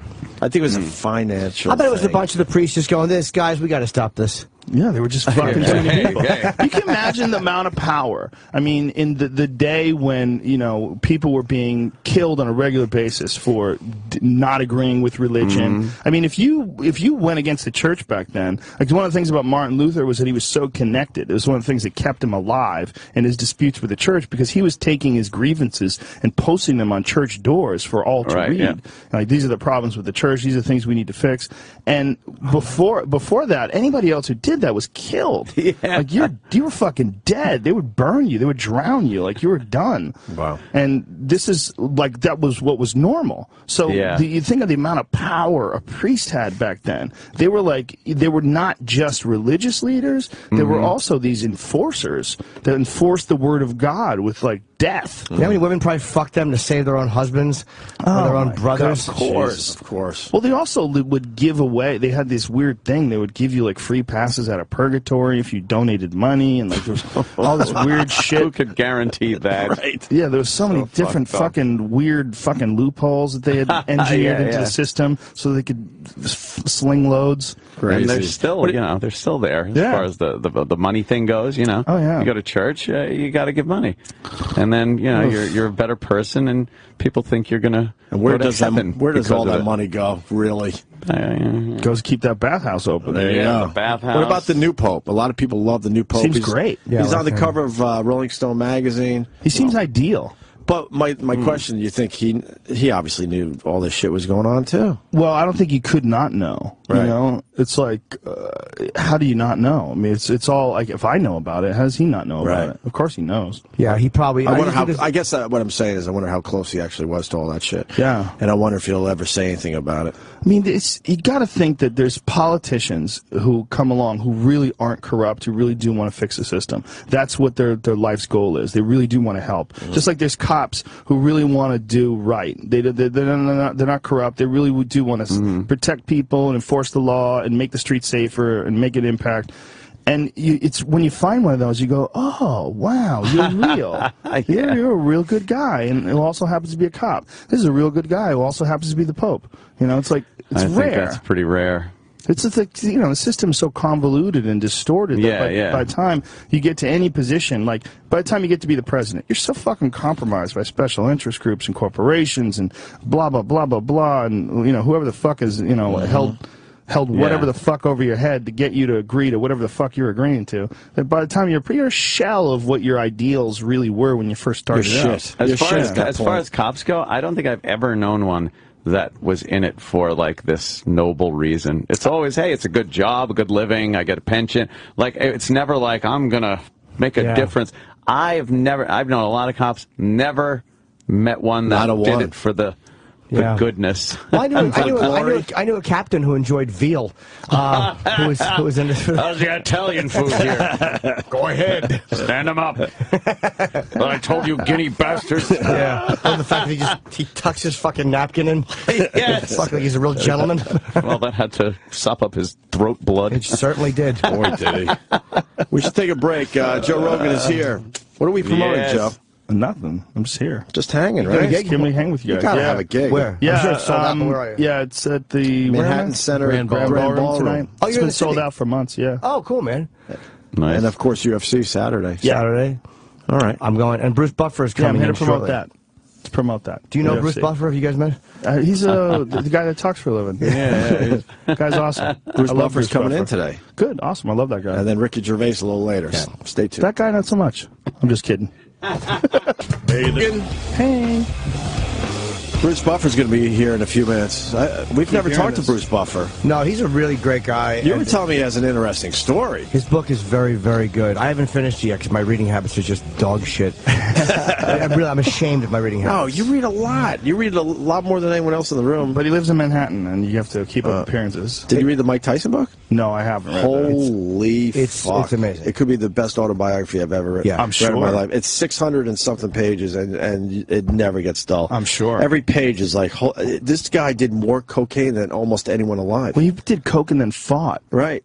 I can't imagine. I just didn't know how deep he was into the drug abuse. Yeah. No idea. He pretty much hid that from the public in general. We all knew he was nuts and stuff, but we didn't realize that he was pretty much doing cocaine every fucking day of his life. Yeah, he was a total drug addict. I had no idea the brutal honesty of this book. It makes me, first of all, definitely believe he did not rape Desiree Washington. Like, all this stuff that just, I really love this guy. Well, you know, that woman she falsely accused someone of rape a year before that. Right. I heard that, yeah. I'd heard that. Not a good sign. Yeah, I don't believe he did it either. He would walk around with bricks of cocaine. Man, if he got caught with that shit, not just an 8-ball, he walked around with dealer amounts. Oh. That's incredible. Shit, that's crazy. And the best part of the book is, you fast forward, how many years ago was he down to absolutely no money? 6 years ago? I think it was about 7 years ago? 7 years ago. He's with this girl. I don't think it's the one he's now married to. And they were in a supermarket. No, it was. This Kiki. I believe it was his wife. Kiki? I believe so, Who he's still with, who's, I guess, pretty much changed his life around. But they were in a supermarket, and they were counting items because they didn't have enough fucking money to pay for it. This is Mike Tyson. Wow. Who used to, like, I think there's a legendary story. He walked into a dealership and bought 5 or 6 Rolls Royces. 7. Was it 7? It was one for each day of the week. It was when he got out of, I think it was when he got out. Was that the time? He used to buy them for his friends, too. Bought them for his friends, but he said he wanted to have one for every day of the week. And then, fast forward, he's in a supermarket embarrassed because he doesn't know if they have enough money to pay for the groceries. Wow. Mike fucking Tyson. Wow, that's what happens when you spend all your money. Yeah. He went through 300 million, I think. 300. How do you go through 300 million? You let Don King have power of attorney. That's really not a bright move. I don't think that guy's honest. What was he charging Tyson for the towels? $4 grand a week or something like that? $4 grand a week just for towels in his house. And I mean, I've gone through, I've fucking jizzed on a few. Like, I can almost understand 1,000 a week, knowing my habits. But $4 grand a week is just fucking out of control, especially in the 90s. If there's a book that you should... are you a reader in that way? Or Yeah, I read books. I brought my little Nook. No, I know you read books, but I mean like autobiographies and pop culture. I don't normally read autobiographies. Right. I'm reading Going Clear right now, the book on Scientology. Oh, wow. Lawrence Wright. Fascinating. It's fascinating. Yeah. Just the history of Scientology, how it got started, and what's involved in the process, the auditing process, and all the different things. I just started it, but it's very interesting. See, I want to read that because we interviewed Miscavige, David Miscavige's, I think it's how you say his name, his niece or his daughter, the one, she wrote a book about Scientology. She's out now. But there was something about the book. It was good. And they got into detail, but not enough detail. Like, there was something about it was almost like she doesn't seem like she's really... She's still out. She's still a little scared. Maybe that's what it is. But it was almost like when Morton wrote the book about Scientology and Tom Cruise's unauthorized autobiography, and we interviewed him, and his conclusion was that Cruise is not gay. And that may be true. Look at Joe. But I mean, I've had my doubts, but his conclusion in this unauthorized biography, it was that Cruise was not gay. And I'm thinking to myself, that's probably why they didn't sue him. Because even if it truly was an unauthorized biography, the fact that he came to that conclusion is a good thing. Even if Cruise isn't gay and he's just sick of people asking him, it makes that look, Yeah, I don't know. With a smoke. It's usually a book of matches. Yeah, a lot of times there is, sure. And a guy sucking cock by candlelight. Yeah, and look, I look at my own smoldering campfire. I mean, Jesus.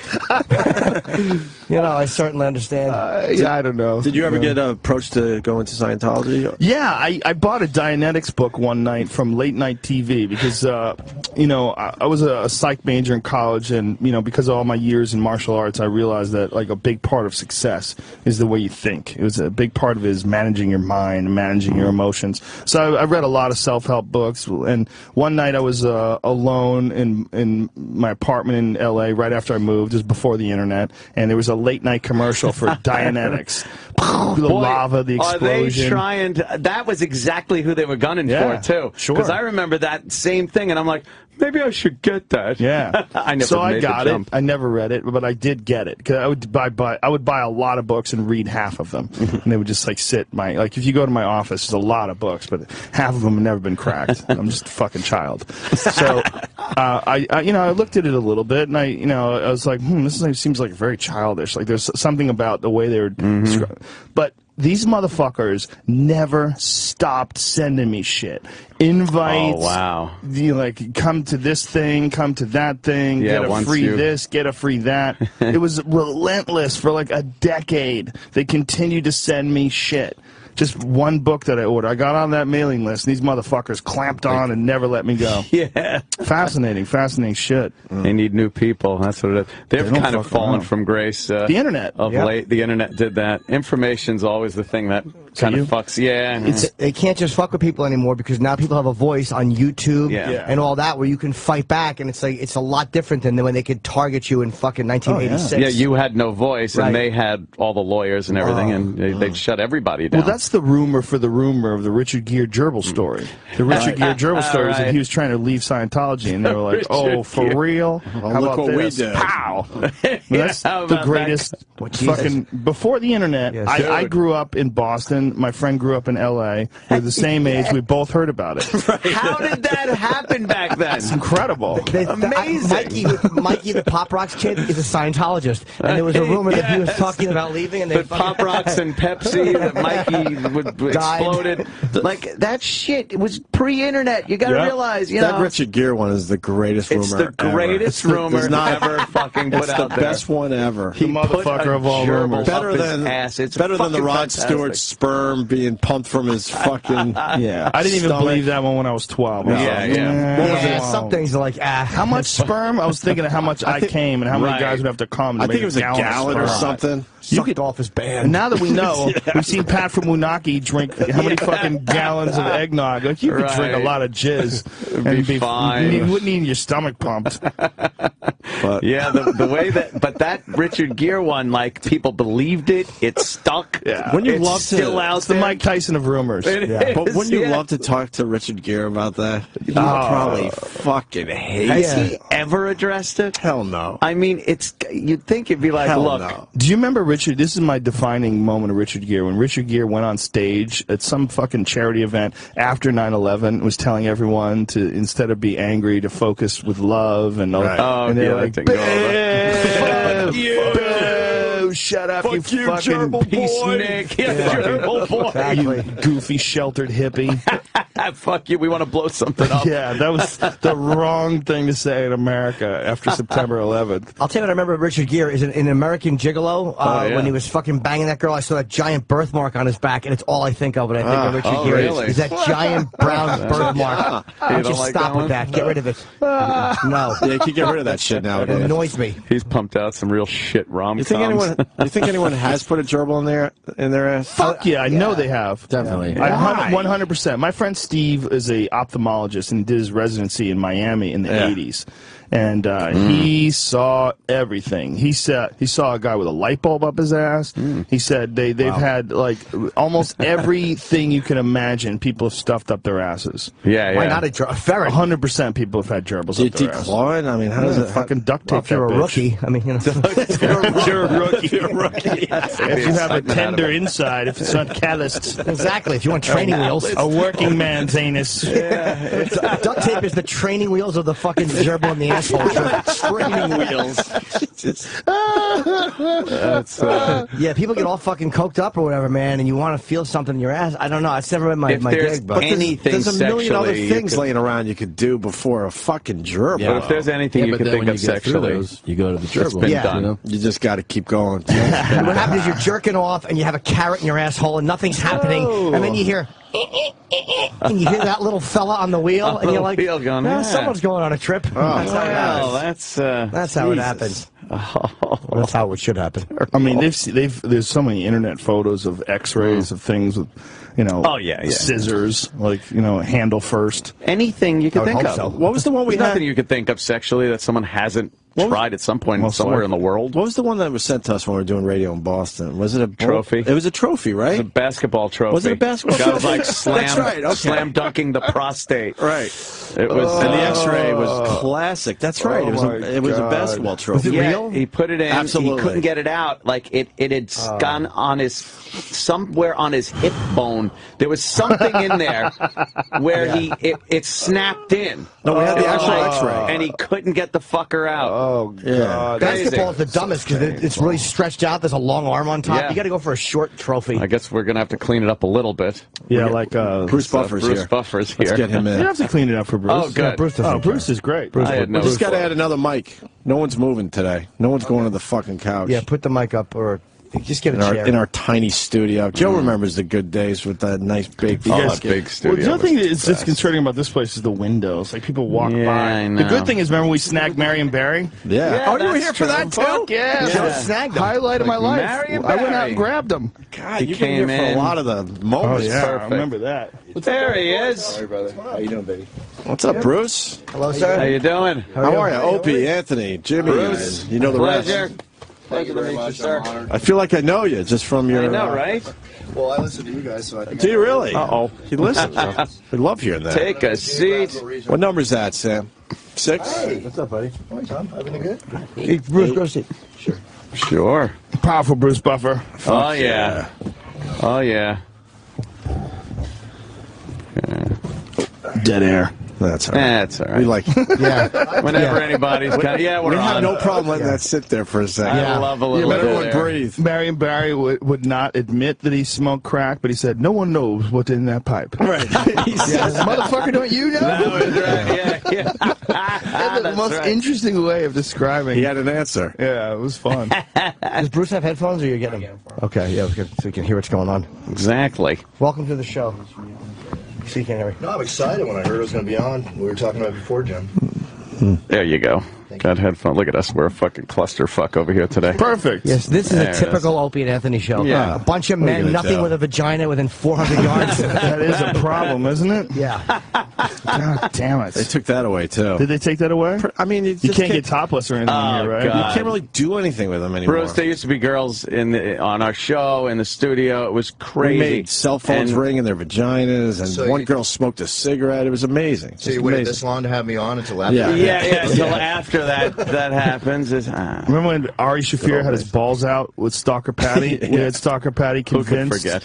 Convinced that she was fucked up. I gave her a breast strip and told her it was a pot breast strip, but it was really just Listerine. Yeah. She was fucking convinced. She was. I think Man, we that threw that mind on- over matter really clicked in with her. We threw that on our podcast recently. Yeah. We have a little podcast that And we Ari throw out had there. his balls out right in front of her, and we were like, what are Yeah. you talking about? Right. You don't see that? Ari has giant balls. He does his have large fucking balls. awful long bag really annoys me. Just remember, it's only going to get longer. Right. That gravity's a bitch.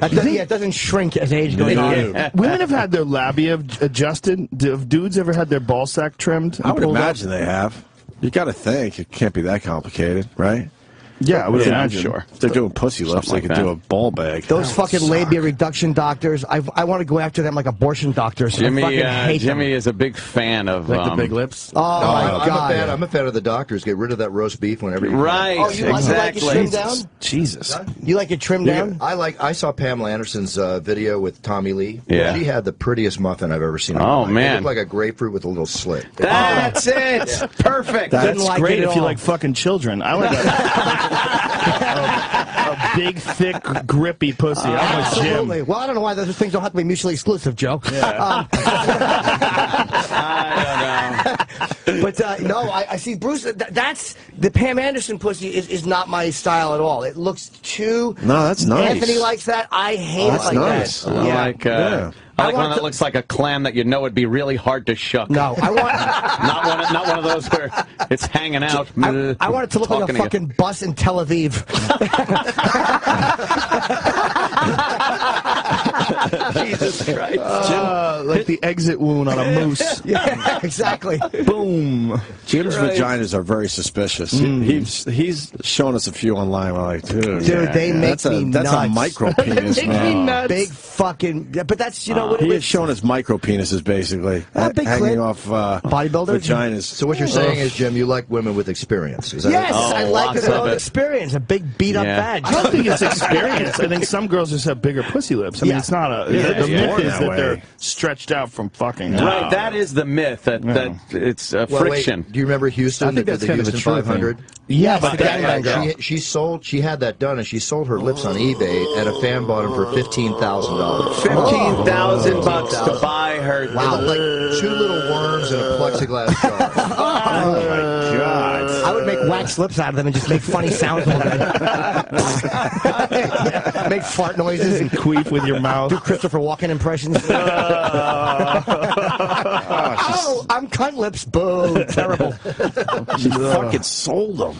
And someone bought them. Yeah, that's a pretty sick one. That is pretty bad. That's disgusting. Not good. Bruce, you wrote a book, huh?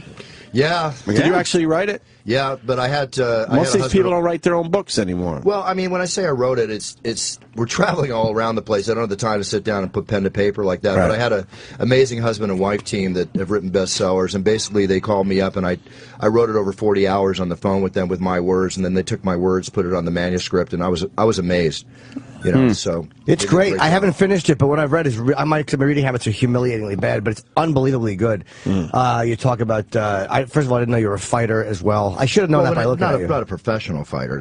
I grew up in the world of fighting. My grandfather, as you read, was champion, and my dad had me since I was 5 throwing punches. But I just always enjoyed it. You know, I was always good for an enjoyable row as a kid, and you know, been in martial arts, and like all of us, had our little fun here and there, but never a professional level.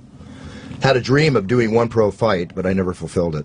Oh, really? Wait, was it set up or? No. I was training so hard at one point that I just wanted to have one. I don't care if the guy was ranked 8,00007. You know, just wanted to have that one. To say that I had one fight. Yeah. You know?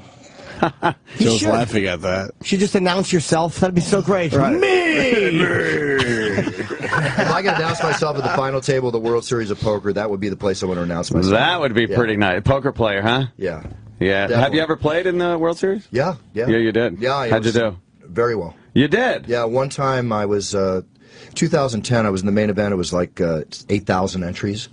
Day 5, we were down to 478 people. I worked 30,000 chips up to $500,000. 530,000. Wow. Last hand before the first break, I peeled back pocket aces on the button. Oh. If you play poker, you'll know this.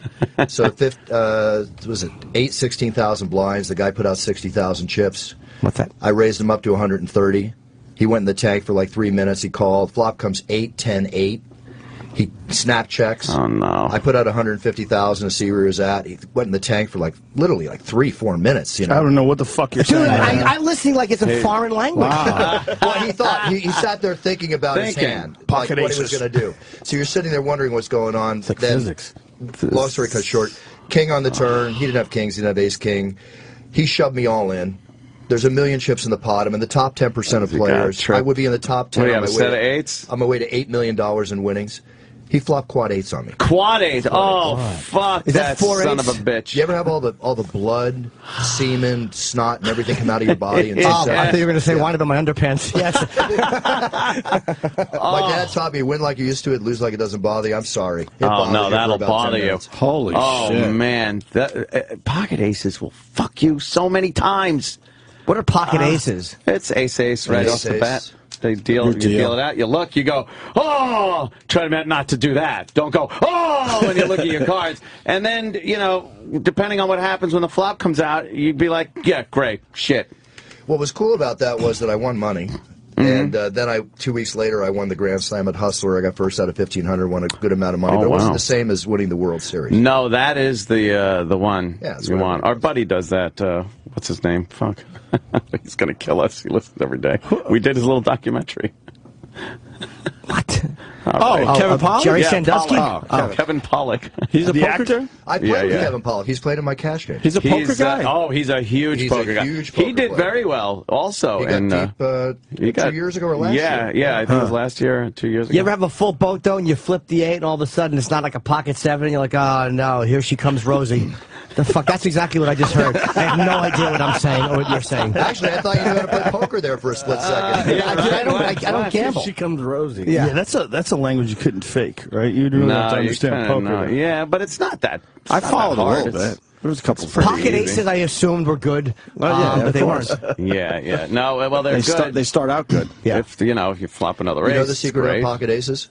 Push everybody out of the hand on the flop or by the turn, which is the fourth card on the table. Because if you're against more than one person, you will lose with pocket aces 66% of the time. You gotta have the math down to play this game. Yeah, it's all about the percentages and the numbers. It's so fucking annoying though. You're like, you do have to push, and you're thinking, I got aces. I want people in this hand. I want them to pay. You get greedy. You don't slow play them. Get people the fuck out and be happy play your aces. Right. Yeah. Oh man. All right.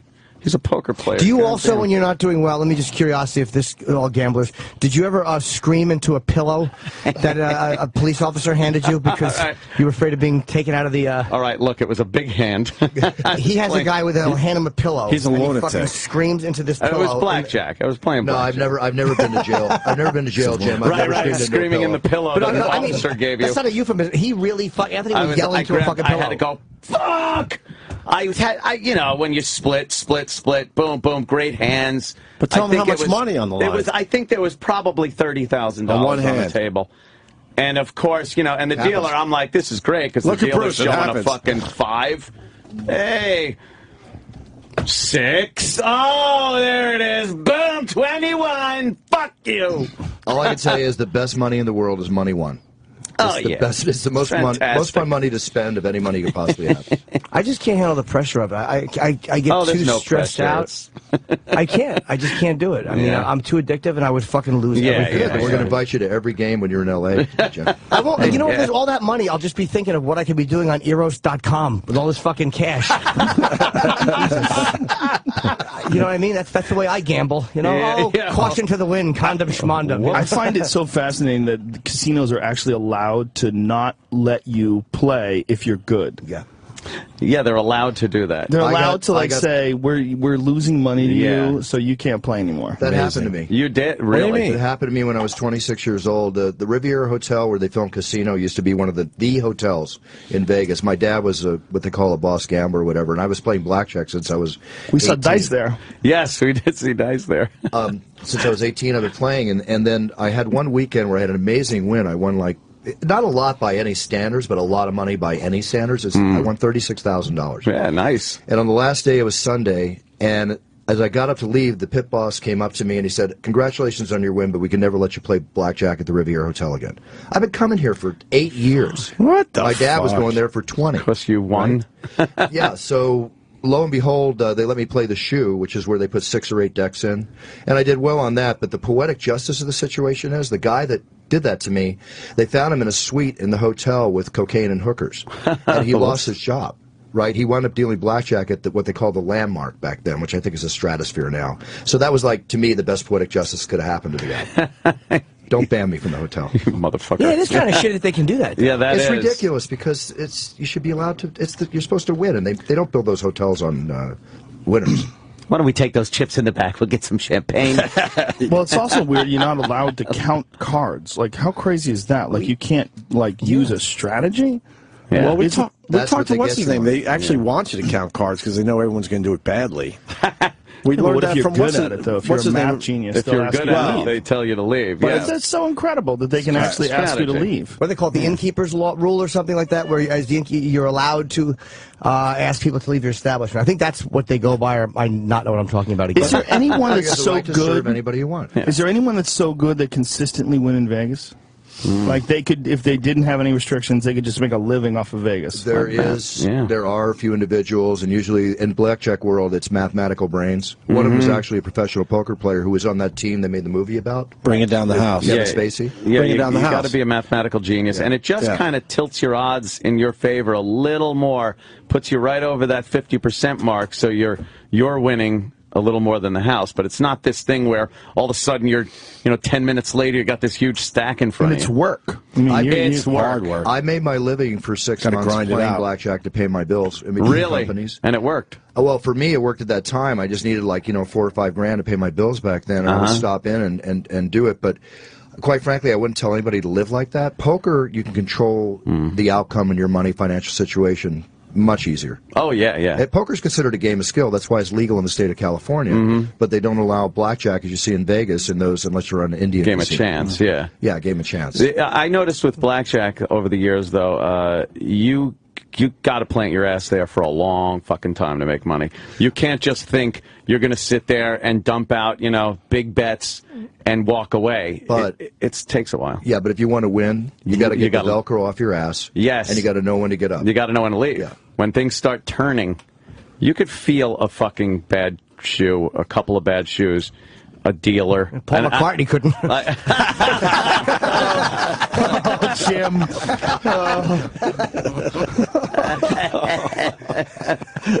But there is, you kind of use the force, and you're like, yeah, this is not. It's time to leave. What would you bet in blackjack to get to 4 or 5 grand though? Like what kind of hands? I would always start off with 2 hands at $50 a hand. 50? Yeah, and then build from there. Yeah. And then you just got to know when you make your mark. I was there to pay my bills. So when I made my mark, I didn't want to go up for the 20,000. But you can make more. Why would but you I was leave? there on a mission. It was called earning a living, which in poker terms we call people like that grinders. And I don't like being a grinder. It doesn't interest me. I have no interest. That's why I don't want to play poker every day of my life. I will lose my total want to even play. Yeah. Poker players are fucking maniacs. Like the real professionals that'll gamble on raindrops coming down a window. Yeah, they are. They do those prop bets all day long. Yep, all crazy. Day.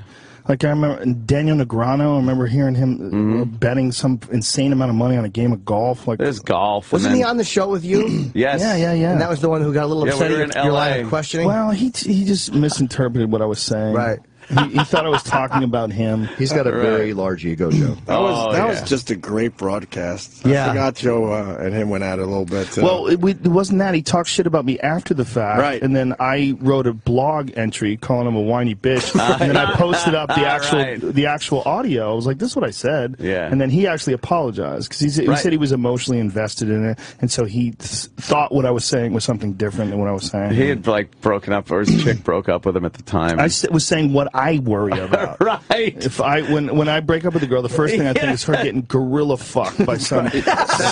That's what you said. She's gonna find some new dude. He's didn't gonna like that at all. stuff yards of cock into her. Yeah. He was listening to this. He didn't want to hear it. He was bothered. He was saying that I was talking about him, like this is happening to your girlfriend. I wasn't saying that at all. Every guy. What I was saying is that's what I fear every time. If I was in a relationship, if the girl broke up, I was like, oh, she's getting fucked right now. God damn. That's what I jerk off to.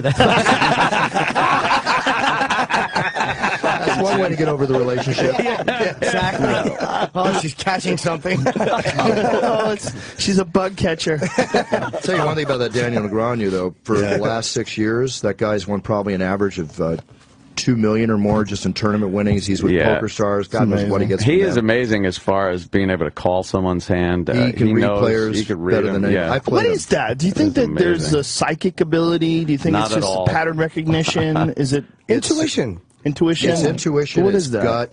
It is the pattern thing you said. Absolutely, you got to watch. Right. Absolutely, watch the pattern. If you know, if you see what the person's betting, if you see what's on the table, how many chips he has in the first place, like all this comes into play to try to figure out what he's got. But also, you got to watch the way they put out their chips. Some guys they'll shove it out, and then all of a sudden you see them going like this, and you got to read these and remember the hands, and the pattern is formed, and that's when I can go after somebody with the worst cards, put them in for all their chips, and they'll back off. Yeah, there was a book written recently about pattern recognition, and about when you're involved in thousands and thousands of hours of things, you start seeing things that other folks can't see, which is one of the reasons why some police interrogators are so good at spotting guilty people, why fighters are so good at reading people's movements. It's just you've seen so much over and over again. You have such a wide database of information that you can make sense. Yeah. Well, you know what? It's like you get they call them tells, obviously, in poker. Yeah. And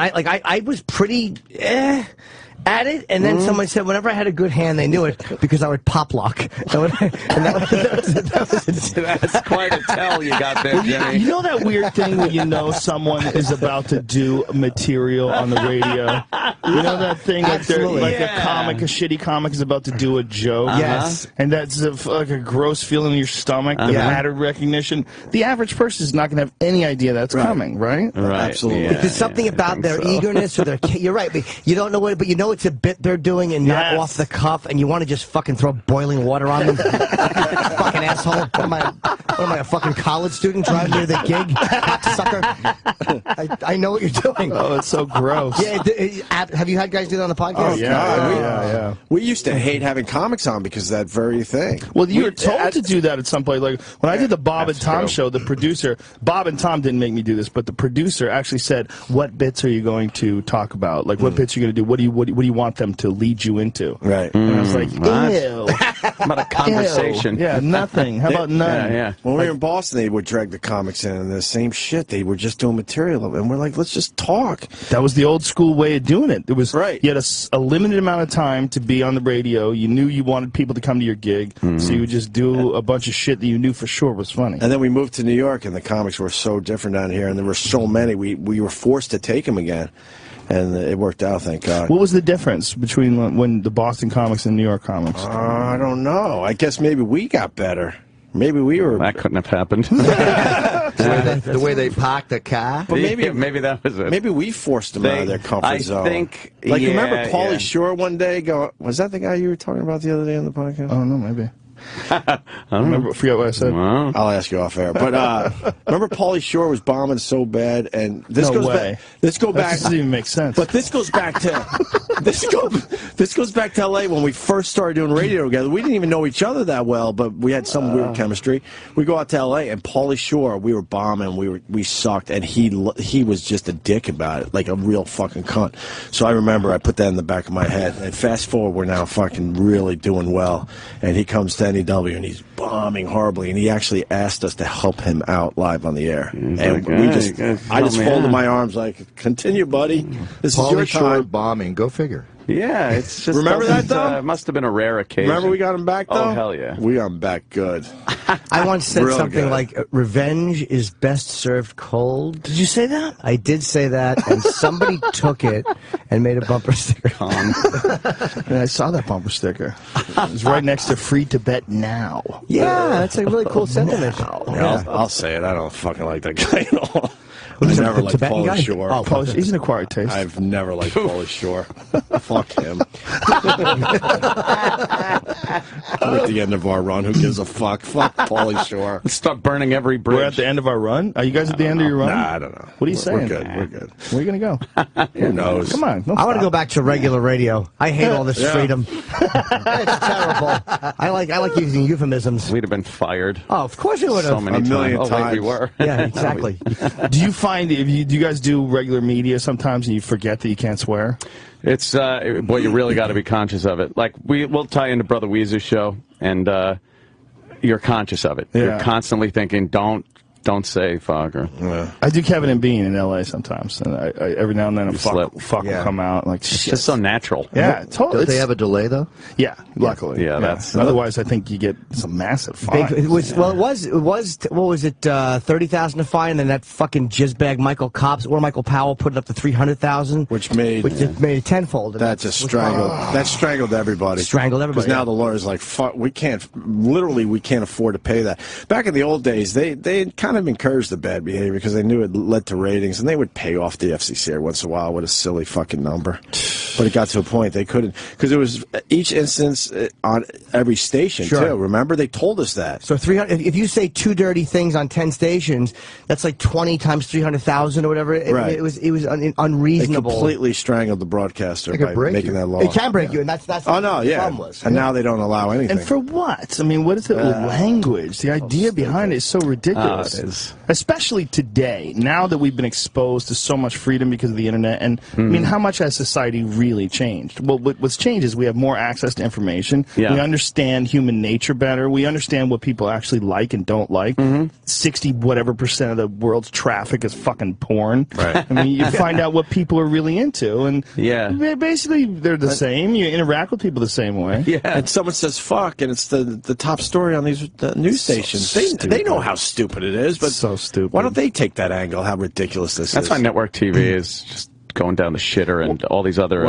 stations and other options that everybody has are doing so well. You know, and you get more realism. options as well. I mean, even like Young Turks and things along those lines, where people have like editorial capabilities, and you can talk about stories like, what the fuck is this guy saying? Like they can say things like that, and you're like, it's a regular guy's talking. Like a real human is speaking an opinion. It's not some corporate fucking sock puppet. It's amazing how all this media, evolvement or evolution of media has lowered the ratings or changed. Back when the Beatles were on Ed Sullivan, I think 73 million people watched that night.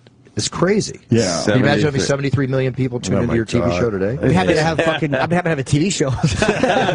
But yeah, it's fucking. Was it 73 million? That's the quote I saw. I just saw it yesterday. It was quoted on the TV. And the number one show, what does it do now? Not even 10 , right? No, I think more than that. More than that, yeah. I think like Big Bang and those kind of shows, they get like 18 on a good episode. Horrendous. I don't get it. I don't get it. They're laughing all the way to the bank. Typical jockeys that have been fucking mellowed out by antidepressants and fucking tuned right into that. Is that it? Funny. I think the best TV show on TV right now is True Detective with Matthew McConaughey and Woody Harrelson. Everybody's telling me to watch that. Unbelievable. McConaughey will blow you away. I never saw that. It's pretty good. You can't fuck with Game of Thrones. Game of Thrones is fucking great. You can't fuck with Game of Thrones. Yeah. That's one of those shows, though, that they'll pull off for fucking 2 years, and you got to sit there and wait. Yeah. And they're like, they're making movies. They're making a movie every week. Are they? I mean, that's what it is. It's an hour movie every week. Epic fucking movie every week. Epic show. It's the greatest show of all time. Is that King the King Joffrey is the greatest, most huggable TV character ever. I fucking love that little cocksucker. That little fuck who's the actor is brilliant. Yes. Yeah. He's really good. He's just such a good cunt and an evil cunt. Fucking hate him. Everyone's good on that show. Yeah, there really is some amazing acting. And the girl, Emily, what's her name? No, the one who plays the blonde, Khaleesi. Khaleesi? Oh, she's hot. Man. Delightful girl. Everyone concurs. Yeah. She is indeed hot. I really fucking went on a limb there. A good Game of Thrones discussion, and fucking Jersey idiot pipes in with, "Hey, that girl's really pretty." No shit, dummy. That's something that you say like the first time you watch the show, and it's in season 1. But I'm acting like that's the big storyline. Fucking putz. Absolute putz. Yes, you are. So what's in this book, Bruce Buffer? We want to sell you. We want to sell a few books for you today. Oh, I appreciate that. I was pretty honored when Random House came and brought me into their family with the book. But it's basically a story of life, love, the pursuit of happiness. It's a mother-son story, a father-son story, and it's a story of my life. But I've owned my own companies and been an entrepreneur endeavor since I was 19. And it evolved into where my experience and everything I've done with the UFC, which is going on 18 years now. Wow. Jesus. And a big part of the story, too, is we all know who my brother is, the legendary Michael Buffer. Let's get ready to rumble. Get out of here. Announcer. Yeah, get out of here. That's Come news. on. What? But what a lot of people don't know is that we did not grow up together. Like I said earlier, my grandfather's named Johnny Buff. He's in the history books. He was the bantamweight flyweight champion of the world in 1921. And Bert Sugar, who passed away a couple years ago, called him the greatest fighter in 1921. So, do you have pictures of him like this? Yeah, where they have that? Oh, he used to be. He did bare knuckle fighting. School, put your dukes up. Yeah, right. Put up your dukes. He did that kind of fighting with the unlimited rounds. When you go 20, 30 rounds, that kind of thing. Pummeling each other. Yeah. But with that being said, I was watching boxing out of the womb. My dad had me I mean, here it is, son. You know, I got a baby bottle in one hand and boxing on the TV in the other. So when the UFC came on the scene, I put Michael in it. But the thing is that 25 years ago I was watching boxing, and out came this debonair pretty boy, and looking with the James Bond style, saying, "Let's get ready to rumble," and they said Buffer on the bottom of the screen. And I owned telemarketing companies in my 20s, and like a lot of us, you look in the phone book to see your last name. I never saw my last name anywhere. So I got this weird feeling in my stomach, and long story cut short, over a year and a half, I finally got tired of people coming up to me and saying, "Who is this guy? Is that your brother?" Wow. And I'm like, "No, my brother is Brian, the man I grew up with." So I'm driving up north with my dad, and I tell him what's going on, and he's driving, and I'm 29 years old, and he turns around, he says, "I think that's your brother." Holy shit. And I go, if I was driving the car, I would have gone off the side of the road. That is fucking fascinating that you did not know he was your brother. I had no idea. Until 29? Yeah, 29. And why is he saying, "I think that's your brother"? Because they had not seen each other since he was 2.5. My dad admitted to me, my dad was married, he passed away 5 years ago, but he was married for 57 years to my mom. Wow. And I never knew he was married before, and during World War II, when he was serving in the Pacific, he married at the age of 20, went overseas. When he came back 9 months later, his son was born. And then Michael was raised by foster parents under a different name, and he was never formally adopted. And when he went in the Army, they said, "You're not this, you're Buffer." Right? So had that not happened, I probably wouldn't be sitting here, because finally when we met each other, I owned 2 companies, I was doing quite well, but I had no passion for what I was doing, and I'm a very passionate guy in everything I do. And I just had an epiphany. I went to the Riddick Bowe Holyfield fight, November 13th, 1992. I'll never forget it. Thomas and Mack Center. I watched everybody from Hulk Hogan to Jack Nicholson losing it when my brother would, with his great voice, and then go into the Rumble, and I thought, there's something here, and he doesn't quite get it yet. Right? Nobody had trademarked the phrase. Nobody made a hat or a T-shirt, you know, the usual stuff. And at the time, you remember when Pat Riley and the Lakers won 3-peat, yeah. Right. 3-peat. Well, the big deal was how he trademarked 3-peat. And they quoted how he made like $1.5 million. And so my brain starts thinking, okay, well, we need to trademark this. And Michael did get a trademark, but not properly. So I did all my research, everything. I trademarked it, and we went on to, I said, look, I'm going to sell these 2 companies. I want to become your manager, but I want to become your partner. When I create things like video games or toys, which I wrote 3 pages of notes that night of that fight, I went back to my hotel room, and I just had the epiphany go off in my head, and I kept writing and writing. I want to do this, put them on the football field, the basketball court, movies, TV, blah, blah, blah, blah. And I said, listen, I'll make you richer, more famous you ever dreamed, hopefully myself in the process, and I would like to be an announcer. Because I'd done motivational speaking. I'm used to being on stage and stuff like that. And he said, well, we agreed that boxing was not the place to announce. There's no money in it. He's the only one making any money. I said, great, something will come along. You gotta wait. I just started working. I've been managing his career for 20 years now. Let me ask you, if you had to guess at how much money that one phrase has made in all markets, how much would you think that phrase has made overall? We have sold almost $425 million in products in retail sales with Let's Get Ready to Rumble on. Holy shit. That's not in my pocket, guys. That's not in my pocket. That's fucking mind-boggling. That's amazing. Money for one phrase, basically. Yes. But that's the pumped up number. What's the actual number of income? That I don't discuss. How dare you? How dare you throw out the giant number? Well, because that's the only number. I'll tell you what, Joe. Tell me how much you made last year. I'll tell you how much I made. Well, I bet it's not $400 million. No, I said it's not. It's not. No, but I mean, what I've made. I'm saying. I mean, why would I?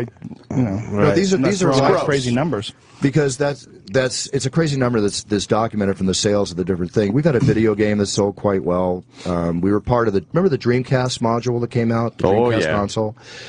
We were one of 10 games. I went to Midway and created this game with them called Ready to Rumble Boxing. And my whole idea was arcade-style characters, and they would have a life of their own. That came out on the Dreamcast, and in 24 hours, the Dreamcast and the 10 games sold like $97.5 million in retail sales, which is not part of that quote that I'm using. And Hollywood Reporter Variety said that it set the entertainment record for the most sales of an entertainment product in 24 hours, which is honorable to say that we were part of that because we were one of the 10 games that came out with the machine. Right. I need a good phrase. I've been trying. Let me tell you something about trademark. Phrases. But here's the thing about trademark. People don't get this. Let's get ready to stumble. Yes.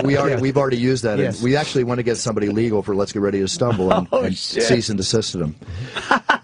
Paraphrasing, you can only do so much. But the thing is, people think you can trademark anything. You got to show usage. And Michael had years of usage, which allowed us to lock down. I can't even think about how much money I've spent on attorneys and trademarks over the years, but you have to show usage or you can't get it. And then the other thing is if somebody violates it and takes it from you, you have to protect it, or the government can take it back and say, you know, you're not using it properly. There's a story in the book too about how Imus, who we love, but was using that phrase, and there was a huge. Oh yeah, he's on TV now. Why? On Fox Business. I know, but why? I don't know. Oh, see Don Imus? Yeah. That's one of the guys we had a big hassle with. Don Imus, actually. That's what Timmy was saying. Don Imus, at one point, I write about it in the book. Yes. And Don Imus would play his voice. So I sent a letter to him, you know, explaining we have this trademarked. Love your show, congratulations, but please don't use it. Call me anytime. Be happy to license it to you. So I go in the cleaners. I come back from a UFC. And I'm in the cleaners, and they say, well, you know, you're on the radio. You're mentioned on Don Imus' show. I go, what are you talking about? He read my letter on the air. Oh, he didn't read the nice part. He just read it. He goes, I got a letter from some jerk named Bruce Buffer. and then he does it, and then he plays my brother's voice. I guess we're not supposed to, but, you know, who cares? And he played it, right? So then I sent him a lawsuit. You know, I sent him a copy of the lawsuit to my attorney. I said, look, Don, I'm going to file this if you do this again. Please don't. What's that? Like that's an intent. When they write up the possible suit, what's that called? It's then you're not filing it yet, but it's no, it's an intent. It's you're sending him a draft of what could happen. Right. Yeah, it's kind of like the guy knocking on your door, say, "Don't pay the bills, or we're going to break your legs." You know. We would have done the exact same thing, by the way. So what happened? We would have read the letter and played it again. How many times have we done that? I can't go into detail about this, but here's one of the scariest parts: is that Michael called me from New York about 6 in the morning California time, and he basically said, "Did you know we're being sued?" I said, what are you talking about? He goes, Infinity Broadcasting and Don Imus are suing to free up the trademark for public domain, which would have killed our business if that happened to a certain extent. I don't have the kind of money to fight them, but I sent my attorneys in and countersued them, and we settled in our favor within 3 days. And, you know, you got to stand up for what's right. It's the David and Goliath routine. It's amazing that they backed off too, or I'm assuming they did, but that's really good because you can't. It's hard to litigate with these big companies because they can litigate forever with motions and all this shit. Yeah, they can kill you because they've got the money, but the bottom line is, if it's yours, you have to fight for what's yours. I need a phrase. I just got word Ricky's 10 minutes out, so we should maybe take a break, set it up. All right. Well, Bruce's book is, and I'm not being polite, it's really good. It's a really good book. It's called It's Time. And Bruce handed me a copy backstage last time at UFC, and that was why I started reading. I didn't even know you had a book out. What a crazy story, man. It's fucking unbelievable. You always wonder if you have another fucking sibling out there. Well, I was in Oklahoma recently, and this guy came up to me that worked in the hotel, and he had a name tag that said Buffer. He said, oh, I've been waiting to meet you. And I go, whoa. Yeah, okay, not another one. I don't really. With all respect, have a great life. I hope you enjoy yourself, but please. No. I could use a few bucks. Yeah. Wow. Yeah, I hope I have a brother out there somewhere and he's not some fucking creep. It's interesting, Bruce, that you're so much different than your brother, too, in your style. Your style is so perfect for the UFC. Oh, yeah. It's like such a different, explosive, energetic, really aggressive style. You know, there's nobody like you, man. It sets that mood, I've said it many times on the air, but when you're, like, announcing, like, a big fight, like, I get goosebumps. Like, when, you know, it's Anderson Silva, Chris Weidman or something like that. I get goosebumps. Yeah, yeah. You make the whole beginning of the fight so much more. There's so much more drama. You get everyone pumped up. Thank you, Joe. You know, that's coming from a guy like Joe, who I respect tremendously, and we've known each other for years. That's a huge compliment. I'm not all about the money. Yeah, I'll be the first one to cash the paycheck at the bank, but just a pat on the back and hearing from Joe, who, again, I respect so tremendously, that just means the world to me. Now, you talk shit about me and give me a check, and I'm fine. Well, I guarantee you that come Saturday night, with Henan Barrow and Uriah Faber, Overeem and Frank Mir, and of course Jose Aldo, who to me is like Anderson Silva, you know, at a lower weight. I mean, and Ricardo Lamas. And Ricardo Lamas. There's so many good fights Saturday night. But these three, I'm going to be going off. I'm going to go train today. I'm going to get a lot of sleep, and I just want to go off in the octagon and honor these great warriors. It's an amazing experience. I just can't tell you. I kiss the ground every time I wake up, every day that I have this chance to walk in that octagon. Nice. It really is the best fucking. I've said this about Joe too. You're the best announcer, and Joe is the best fucking. Joe's the best. I don't want to say play-by-play, but whatever it is that you. I think I'm a color calling guy. the fight, color guy, and Bruce is the best. Absolutely. That's a huge part of what makes the UFC successful. I could not imagine the UFC without Joe Rogan. I mean, when you think about Joe, Joe's basically a mixed martial artist himself. The man has a tremendous background in fighting sports. You know, accomplished martial artist. There's not. And no, stay, Joe. I've watched all these other shows, and I'll watch the announcers. Something nobody commentates like him. He sets everything up so much for the people that don't understand what's happening, and for those that do. Yeah, he's got a genuine understanding of what's going on in there. God, I like. I liked also the fact that you will predict what the hell is going to happen in the ring, which is odd. Like all of a sudden, it's like, oh yeah, he does this and that, and then you'll see it. So I think it has a pattern recognition thing that we were just talking about. Yeah, we've seen so many fights and situations. Or he doesn't seem to be watching his right side or something, and then boom! It's like, well, see, I told you, you asshole. So Bruce's book, I want to plug it properly. It's time. When you're in Brazil, by the way, the entire audience does that. When he does it's time. Like in America, they haven't caught on. But Brazilian fans, there is no fans like Brazilian fans. There's no fans in the world that are more aggressive, more passionate, more enthusiastic. But when he does it, like the whole crowd, like 18,000 people, it's time! They all join in and fucking cheer and scream. Crazy. And I'll tell you something funny. The first time that happened, when we first went to Brazil under the Zuffa regime, there was literally about 20,000, and I got out of the octagon, because when I'm in the octagon, my eyes are looking into the eye of the tiger. I block out the audience. I'm only looking at the fighters. I'm so in my moment, you know, wanting to enhance them and hopefully perform and enhance the crowd and the fans, because the show's not about me. I'm just there to do what I do. And then Stitch, the famous cut man, he goes, "Did you hear that?" I go, "Hear what?" He goes, "The whole audience said it with you." I go, "No," but I got home and watched it on the video, and oh my God, I was blown away. That's pretty crazy. They do it every time now. How much money have you made off its time? Don't say it! Don't tell them! Don't say it! You're not going to sue us, are you? No, I'm not going to sue you, but I've already paid my taxes for last year. I don't need any more questions. Okay. Ricky's on his way up, so we're going to take a quick break. Thank you very much, and see you tomorrow night, Bruce Buffer. All right, thank you, gentlemen. The best. He's the best, people. Ricky Gervais joins the program.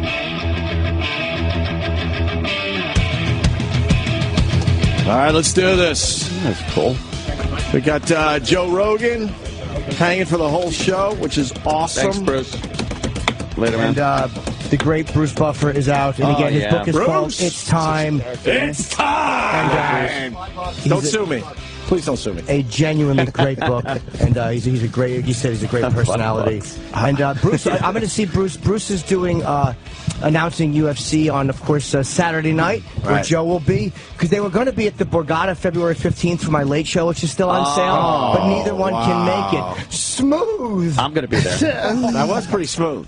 Smooth. Have so you don't know Ricky? He's in the restroom. No, I don't know Ricky.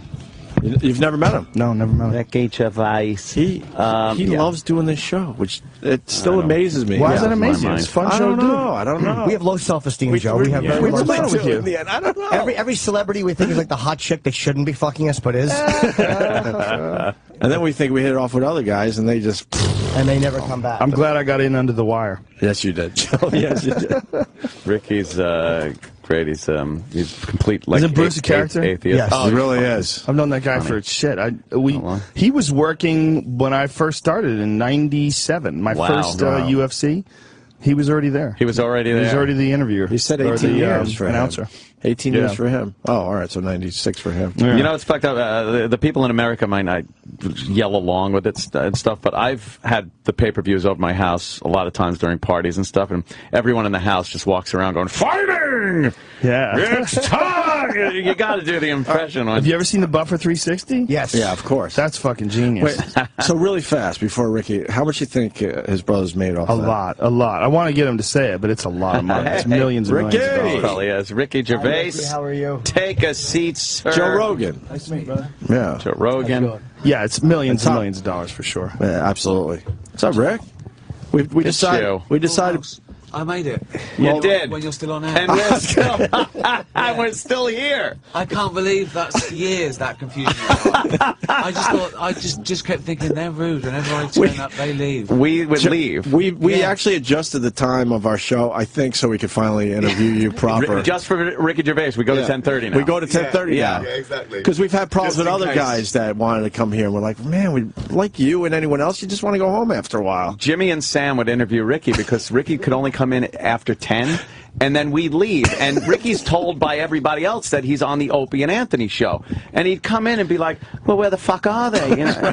and we were long gone. I'm listening to the show. Camper. Yeah, I'm listening to the show on my drive home going like, oh, shit. And then I had to call in one day and go, look, you're coming after the show. I go, Jay Leno doesn't stay late for guests. This is the time of the show. Now I understand. Now we're all square. Now I'm even earlier than I need to be. I know, you really are a little earlier than need absolutely. be, but that's good. We like seeing you. I think I'm gonna. I got to curse you out because you're in a Muppets movie. That means I'm gonna have to hear you for at least 100 times. I know. Yeah. I got 2 young kids. These movies drive you insane after a while. Oh, you got to play them over and over. You know, just play them over and over again. Over and over. And I loved the first Muppets movie. I absolutely did.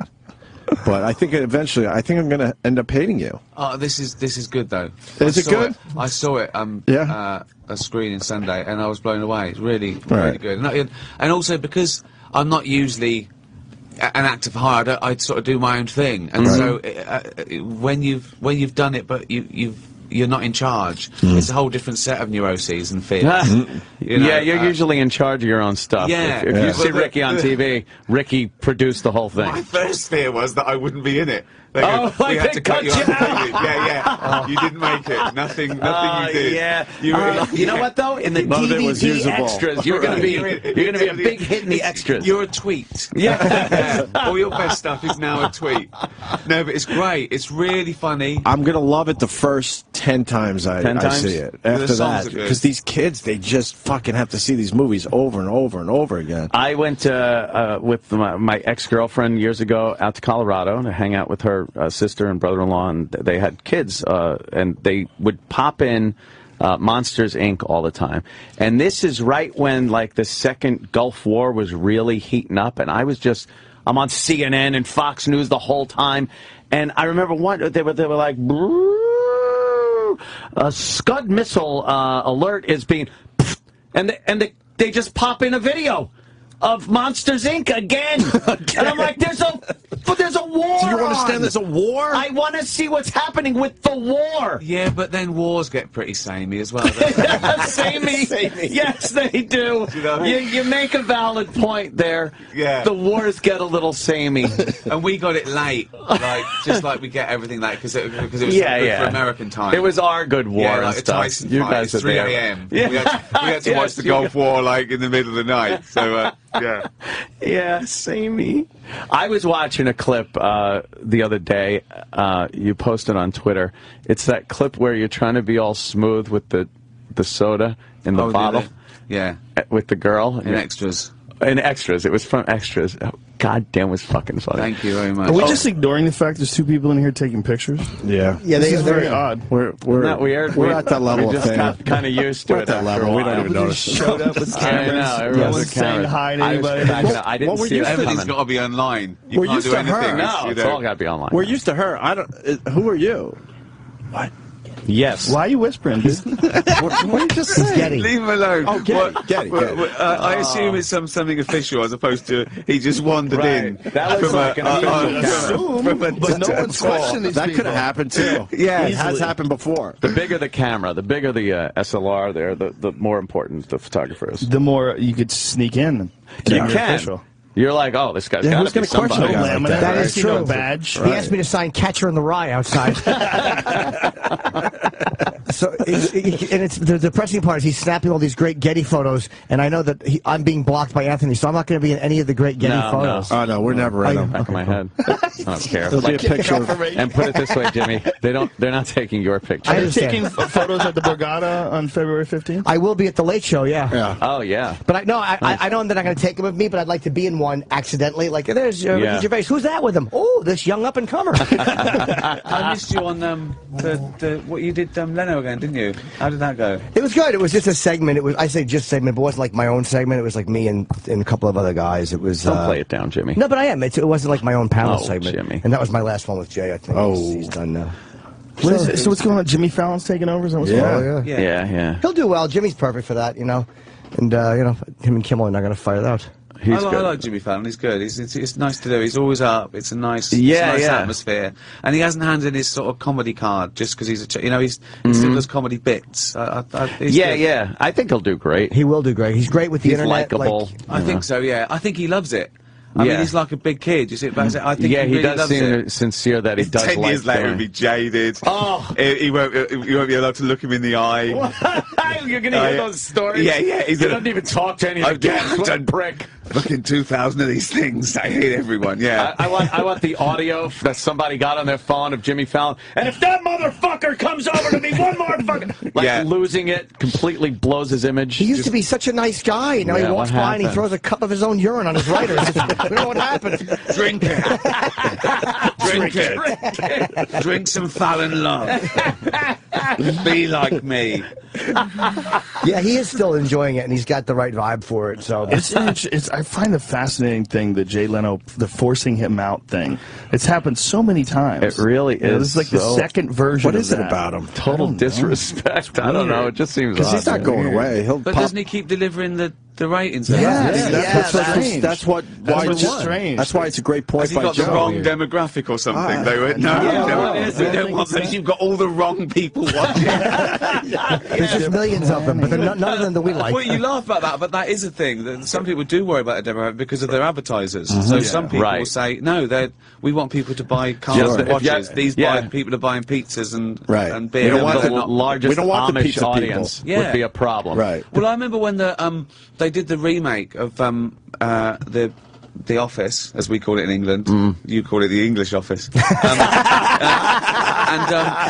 And it wasn't doing very well. But then they found out their demographic was great. They found out that they had the highest, something like people earning over $100,000 a year. So then they're like, oh, okay. Let's keep it because even though it was small, it was perfect, and then that grew. So they do care. They even care about who's watching it. Like they go, we're getting 10 million, but they're the wrong 10 million. It used to just be sheer numbers. Exactly. Now but it's all broken to do with advertising. Yeah. Unless it's subscription. Totally. Yeah. And then they don't care because they've been paid anyway. But. I think the audience they're seeking might not watch that format of TV anymore, though, because 18 to 35 or 18 to 40 is the I guess the ideal male, whatever. But I think a lot of those guys are not, because Jay had even said he was winning in those demos with the younger. He was winning the younger demos. 18 to 49 is the Kimmel. big one. He was beating Letterman in the younger demo. So I think that this massive influx of young people that they expect, it's hard to get because they're all online and they're not really watching late night TV.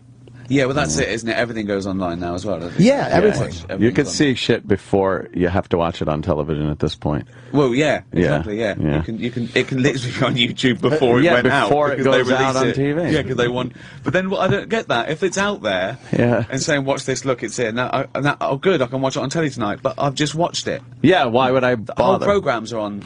YouTube before, before they leak out or something. The broadcasting stuff. With Netflix, and a lot of people just going to the internet for their shows. You were on Seinfeld's show recently with the comedians in cars. Yeah, oh god, which is doing really well. That's not on regular TV. Yeah, well, I think he's had a cumulative like 25 million. Wow, which is, of those 10 minutes things, that's like a huge TV show. Yeah. And it's global. Were you really that scared in the car? Yeah, I'm not a good traveller.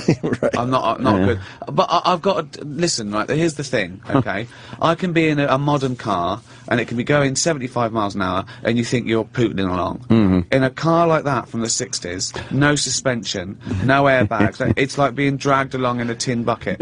Every little bump, you feel like you're about an inch off the road. It's honestly, and he's obviously found out that he's scaring someone, so he's laughing like a maniac. Oh, he was having a great time. You were petrified. I never expected that from Seinfeld, but he really enjoys with some of his friends. No, I found his real evil, sadistic streak. He's evil. That's the appeal of those old cars, the tactile feeling you get from steering. You feel the road. You literally feel the gears moving in the gear shift handle. They look lovely. They're like works of art. You know, even I'm not big on cars, but I see it. You know, it's aesthetically beautiful, but to drive it's not good. No. Like, it seems good on paper, and then when you drive them, you realize how shitty. Where's my Escalade?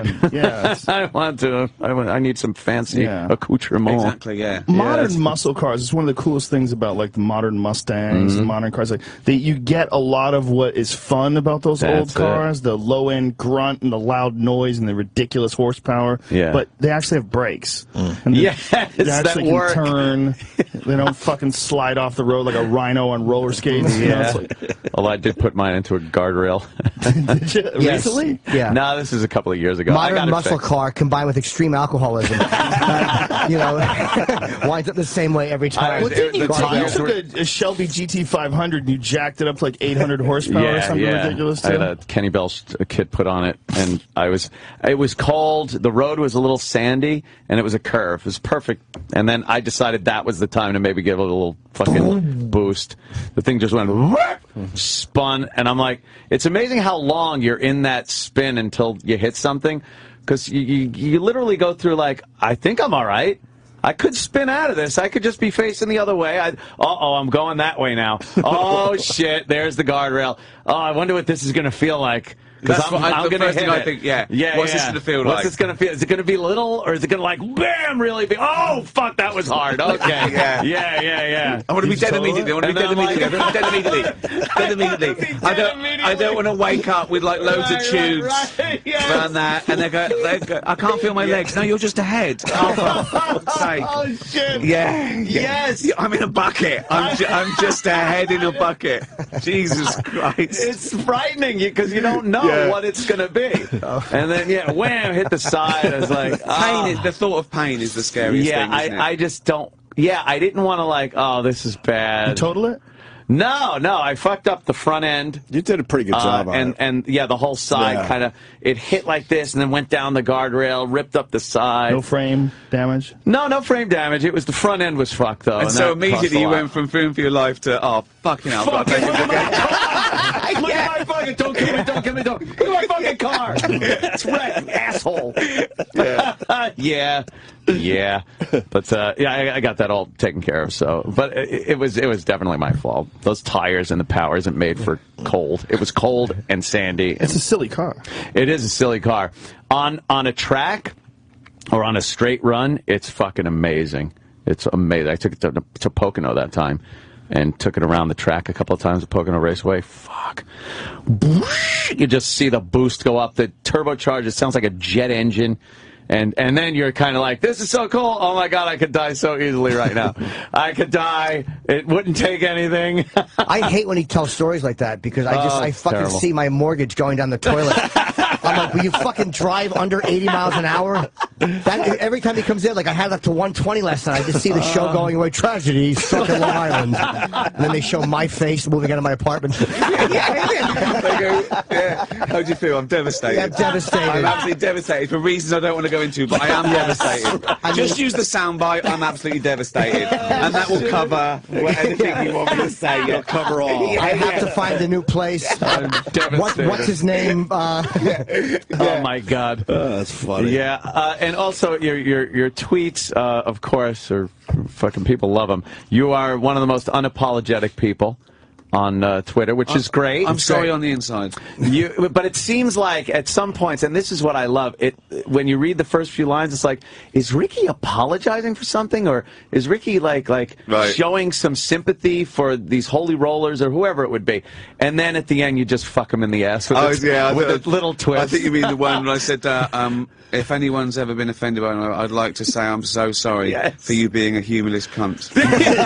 Yeah. It's like, oh no, see, he's not. Yeah, they look at it like it's a nice little journey, and then there's cunt waiting at the end. And like, I should just say, as I'm in America, that there's no misogyny in that word from a UK. No, not at people all. often think it's very different for you. It's not at all. In fact, it's the opposite. We very rarely use it to describe it because it's just too much. It's for guys. It's for guys, and it's often a term of endearment. That's difficult to explain. On Twitter to an American, that it's honestly, once I was in, I told this, I was in Scotland, and this Scottish copper character said, "Hey, Mr. Gervais," he said, "You're a funny cunt. You're a funny cunt."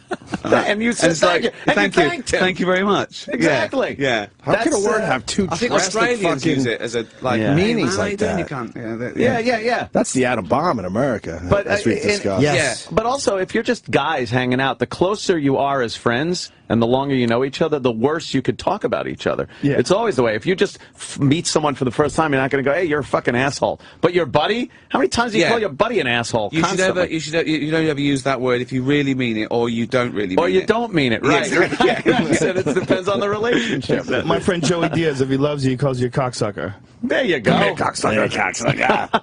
And he loves you. And in prison, they really do love you. If they when they love you, they call you the same thing. Yes. That was my nickname, is I cleaned the cell and washed the socks. But that's the kind of stuff, that's the intuition and weird things in language. Like, we just understand, there's no way to explain that on paper. Like, when you say to somebody, hey, cocksucker, we just understand what it means by where it's coming from. Well, that's why it's so gross when people take things out of context and print them out as a written word and then it's like, of write course a blog that looks about bad. it. But it's all about intent. It's intent. about intent. Yes. That's all it is. Otherwise, they're squiggles on paper, they're lines, they're but nothing. people have Without taken intent, that away. Of course, and it's all context. And people get in the way, and they've got their own little worries and foibles, and they can't see the wood for the trees. They can't see the you're persecuted the now target. for something that meant know nothing. That, though. They're pretending. They're pretending that there's pretend no outrage. subtlety in language. Outrage. People want a bit of controversy. The fake outrage. Yeah. Ridiculous. And Twitter's make it even worse. Yeah. I love some good fake outrage. It's great. Well, at least MSNBC stands tall. Jesus Christ. Yeah, they just apologize. They just can't stop saying they're sorry. What's the story for the people out as there? well. The BBC apologised because they got shareholders in there, and the papers are at them, and they're accountable. What did they apologise for? Everything. Oh. Everything. I've been told that I put stuff in. They go, we're worried about that, and I go, what are you worried about? And they go, well, it could be taken the wrong way. I say, well, I'll stand up and I'll write the letter for you, because sometimes they just don't want to have to write the letter. Sometimes it's admin. I was told once. How lazy. That's unbelievable. Did this thing, and it was a thing about a guy who was pretending to be deaf. Okay, and they set off a fire alarm and see if he'd, run away. Right, it was totally justified. I won't go. It's totally justified. And they said to me, "Oh, we said the deaf are very active. Can you ever go at the blind?" Like, purely because that would give us some, not whether the merit of the joke is justified. Right. Just we get more letters from the deaf than the They blind. hate getting letters. Really? That means you're doing well. Plus, if the blind write a letter, it's like half on the paper and it just goes off. You can't really read it very well. But that is literally what will spark out the networks to react, is what they think the blowback will be. Yeah. Like Duck Dynasty proved the fraudulence of it because they went out and they said we're yanking Phil Robertson. When the blowback came from people who supported Phil Robertson, it was stronger. They put him back on. There's not an ounce of sincerity in any of the reaction. No one's ever sorry. They don't even wait to see what that's going to cause. No. That's what's amazing to me. Well, how could that even be shocking? The entire show is fake and scripted. Yeah, why would it be shocking that their response is fake? They're like and scripted? suburban fucking college and he's supposed to say guys. stuff like that, obviously. Yeah, that's part of the gimmick. Well, no, that's his thing. I mean, he's done that long before the show. Yeah, born again Christian and religious guy, right? Serious Bible banger. What's the MSNBC thing for the people, Jimmy? Well, they've apologized for everything. The groveling on-air apology that woman gave with the woman with the lisp, and then the what's this? I don't know about this. So Melissa Harris Perry. Yeah, there was a picture. That was the Mitt Romney. The Mitt Romney family photo with the black kid. Yeah, there's a black, adopted child in the Mitt Romney family photo. And MSNBC, they said something. They made some jokes. They were very lighthearted. They were doing one of easy. these things is not like the other kind of joke. A panel that they had when they showed it was pretty harmless. It was really harmless, but she apologized. She apologized and cried as she's apologizing. Yeah, it was awful. That she should have known better. Yeah, we don't think that biracial families are funny. Like it was just so unnecessary. She's from a biracial. That's what it is. Unnecessary. As you watch these apologies, you're like, this is nothing. This is unnecessary. Completely insincere. Most apologies are after someone's just trying to save their job or what have you. Yeah, well, of course. Yeah. It's pressure, isn't it? And then the latest one was, I guess somebody at MSNBC had tweeted out something that said, well, I guess the right the right is going to be angry at Cheerios again because they got another mixed-race commercial that they're putting out. And I guess the Republican The Republicans are going to get mad about it, while liberals are going to go like, oh, look at the cute interracial family, or something like, or biracial family. Yeah, they pretty much got it. The intent wasn't to be hateful. They were just kind of shitting on the conservatives. And the Republicans sent off a letter that said, we are not doing any interviews on MSNBC. You will not get one of our guys. And they fired the person who did it and apologized. They fired the person. Big apology. It was nothing, really. I mean... it's just so. Meanwhile, they hardly have conservatives on either. The truth of the matter is, I don't think the right does like that mixed race Cheerio commercial. I'll say it. I don't think they do like it. I think it's that now everyone has a platform. Yes. Social media, and now even real news reads tweets. Yeah, and now people even report other people's reports. Yeah. So they say, well, so and so didn't like it, which is the most irrelevant piece of information I've ever heard in my life. Yes. You know, when it comes down to opinion, I don't care what hearsay of someone's opinion is. I only care what yours is, so we can discuss it. Or, you know, but now everyone's worried. It's everything's. Not just a popularity contest, but it's I suppose buckling under pressure. It is. Whoever shouts the loudest will win because people want an easy life. It's a way to get your message out there. It's a way to show that you're a powerful unit. If you have an organization or something and you're outraged at something, now you have a voice. You used to have to go through a lot of channels to voice your bothering writing a letter opinion. And of course, now you just tweet it out. We are outraged, and then the news picks it up, and look who's outraged. Exactly, yeah. And it becomes like real news. Right, reporting on what people think, or reporting tweets. Like they'll read tweets on CNN. Like Rick, what was his name? Had a show, and there was like tweets pop. They base news on tweets, and then they come back and go, "We received erroneous," or some people are reporting erroneously. It's like, no, you did. You reported. It's also this insatiable desire to hear about what the man in the street has to say. I don't want to. No, there's a reason he's in the street, right? No. Right. But even on news, they have a big story, then they have like 5 vox pops of people just going to work. I saw one the other day, right? They were slowing trains down because there'd been a crash, okay? And they said, well, let's hear what the opinion is on the man on the street. And this one bloke said, well, it's awful. He said, it already takes me an hour and a half to get to work, so, you know, that's going to be another 2 hours in the day, so it's terrible. They go, what do you think? They go, well, it's a good thing because, it's safety and it's annoying for the computers. And it went, this woman, she went, I'd rather arrive at work late than dead. She actually said that. Yeah. Well, that'd be good, wouldn't it? Like turning up, you're early, but you're dead. I was hoping for some overtime. No, you can't give overtime. I mean, how is that useful? And they left that in. It's better to arrive late than dead. Yeah. Thanks.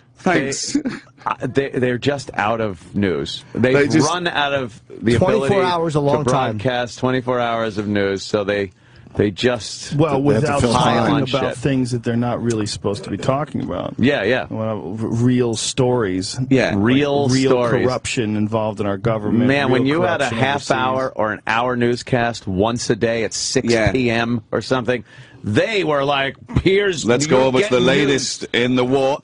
It's Monsters Inc. Who put on Monsters Inc? What happened? I was watching the news. There's a war on. Can you picture Walter Cronkite, a tweet sent by Kanye West? No. What? Exactly. No. The news does say tweet us. Tweet us what you think. They certainly do. Remember to friend me on Facebook. Or you follow us or tweet us what you think. It's like the opinions of the audience should not be pertinent to the news at all. It's irrelevant. You should just be reporting it in an unbiased fashion. By the way, bloggers just got the same protection in a court case that the media has. And I'm really happy about that. Even though bloggers can be annoying, it really knocks down the media's ability to a little bit, because when bloggers now have the same protection. Everyone's the media now. Yeah. Everyone's the media. Everyone really is. We are the media. Everyone's reporting. We don't know where it came from or where it started or who's in charge, but everyone is the media. Their own stuff. Everyone's the media, and I've said it before, everyone is the NSA. Everyone's like snapping pictures and posting them and ratting each other out. And I've said it before, we've turned out to be our own big brother. We thought there was going to be some government entity with cameras and watching our every move, and then it just turned out to be all of us ourselves. The second something happens, and then it gets posted. Now you're like, why did you do? Now I'm fucked at my job because I put on some inappropriate Halloween costume or something. It's like, so who was the guy that took the picture and put it online? It wasn't some entity or agency. It's just all of us fucking each other over. Yeah, Twitter. Where two idiots outnumber a genius. That's it. The vote. We voted you're the idiot. Really? Yeah. It's a numbers game. It's a numbers game. No, E equals MC squared. Not according to us two. No. And we're the guys. We deserve it. I literally, when the NSA scandal broke, it didn't bother me because it's to me, people are such nosy pigs. It really. When Tiger Woods' personal stuff leaked, not one person stood up and defended his privacy or Gibson's phone calls. Oh, they love it. So when now it's happening to all, and I get like the government, they shouldn't do it, but it made me very happy. Like, good, you fucking pigs. They're listening to our calls. They're reading our emails. You feel entitled to everyone else's information. So now you see. Now I hope you fucking enjoy you in the ass. Scumbags to the whole country. You've really got to get this sorted out before you become really famous. Yeah, because the shit that's waiting to come out on you is going to be devastating. Honestly, I've said the closet is so full of information. So much has been falling out already. I know, yeah. No, so I don't think there'll be a real surprise. People, things that skeletons buried in your in your closet and stuff. And when that comes out, you've got to get these super injunctions being. You know, it won't hurt me because literally Jimmy rats himself out. Yes. What are they going to do? True. Interview 400 trannies? Like, how many times can you hear the same story? He pretended he didn't know, but I know he did. You know what I mean? What are they going to get me on? You're not supposed to say tranny anymore. Oh, I know that, but I've been such a friend of the community. I'll withstand the criticism. Gender, I don't know. So it's just another scandal I don't know about. You've offended transgender. I don't know. I know I put a lot of them through college. So I don't know what to believe anymore. $400 at a time. So believe it, Rick. Being a comic is you're lucky. You can say that. And, it doesn't matter. What are you gonna do? Friend of the community. Yeah. It'd be tough action if you were a teacher. What's that? It'd be tough action if you were a teacher. Yeah, and I even said it to the audience. Like, I know that the crowd doesn't have the same ability we do as comedians. Like, they can't just upload what they want because their jobs are different and the penalties for them. I know that they can't, but I say, like, just don't be a part of the pylon. Like, somehow you can still write a blog defending someone's right to be inappropriate. Like, you don't have to behave that way as an executive because you can't. But just don't sit there silently while they're fucked. You know what I mean? There's a way to do that. I'm just boring everyone. You're right. Sometimes I just like to stop the flow of the conversation and just really talk for a good, long, uncomfortable time. He gets so uncomfortable. I love it. Yeah, I don't know how to have the floor. My shame just comes up and I back it. No one could possibly be interested in what I'm saying. I clear my throat 2 seconds into my aria. All right, go ahead, you go. I have the right to my opinions, but I just don't deserve to have them. Now, you're also on I see on Twitter, such a great animal activist and lover. Well, oh boy. You love your little domestic pets, which you have pictures of. They're adorable. Yeah, like that. I'm a bit of a strange old cat lady I've turned into, but that's often something to tweet, really. And, But the animal activism is something different. I mean, it's the only thing that sort of that and religious intolerance is the only thing that makes my blood boil. The animal cruelty. I've never understood. it. I've never understood it. I've never understood the fun in watching an animal tortured, like a bullfight or badger baiting or dog. I don't know what's going on in their minds of someone who would enjoy that, really. Tradition, I guess. The bullfight's a strange one. It's very strange. Yeah. Because it's such a cruel tradition. It's been going on for so long. That thing about it's a tradition, that doesn't hold any water with me. It's a tradition, so was slavery. What are you talking about? No, it's not. Exactly. It doesn't hold water. No, I know, it's a strange tradition. Yeah, exactly. It's a strange thing to do, isn't it? So Ricky Gervais is saying, bring back slavery? Is that what I just heard?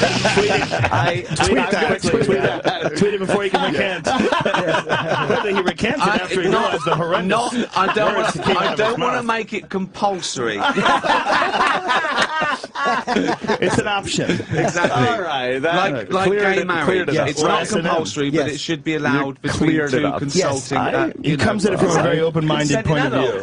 Consenting adults. They're going to call them long-term interns. Jim is often volunteered. He said, I want to be the slave. Absolutely. Yes, that's true. And miss, you strap that right on and teach me a lesson. Yeah. Jesus. Miss Daisy. Miss Daisy, what a huge cock you've got. Yes. And Piggly Wiggly is a euphemism for what she's... Jesus Christ. Yeah, you know. I get a lot of shit these days for posting too many pictures of my cat. I've turned You got into a cool crazy cat, though. I love that cat. Yeah, It's a solid he's cat. fucking crazy. How big Love is it. that goddamn thing? He's getting bigger.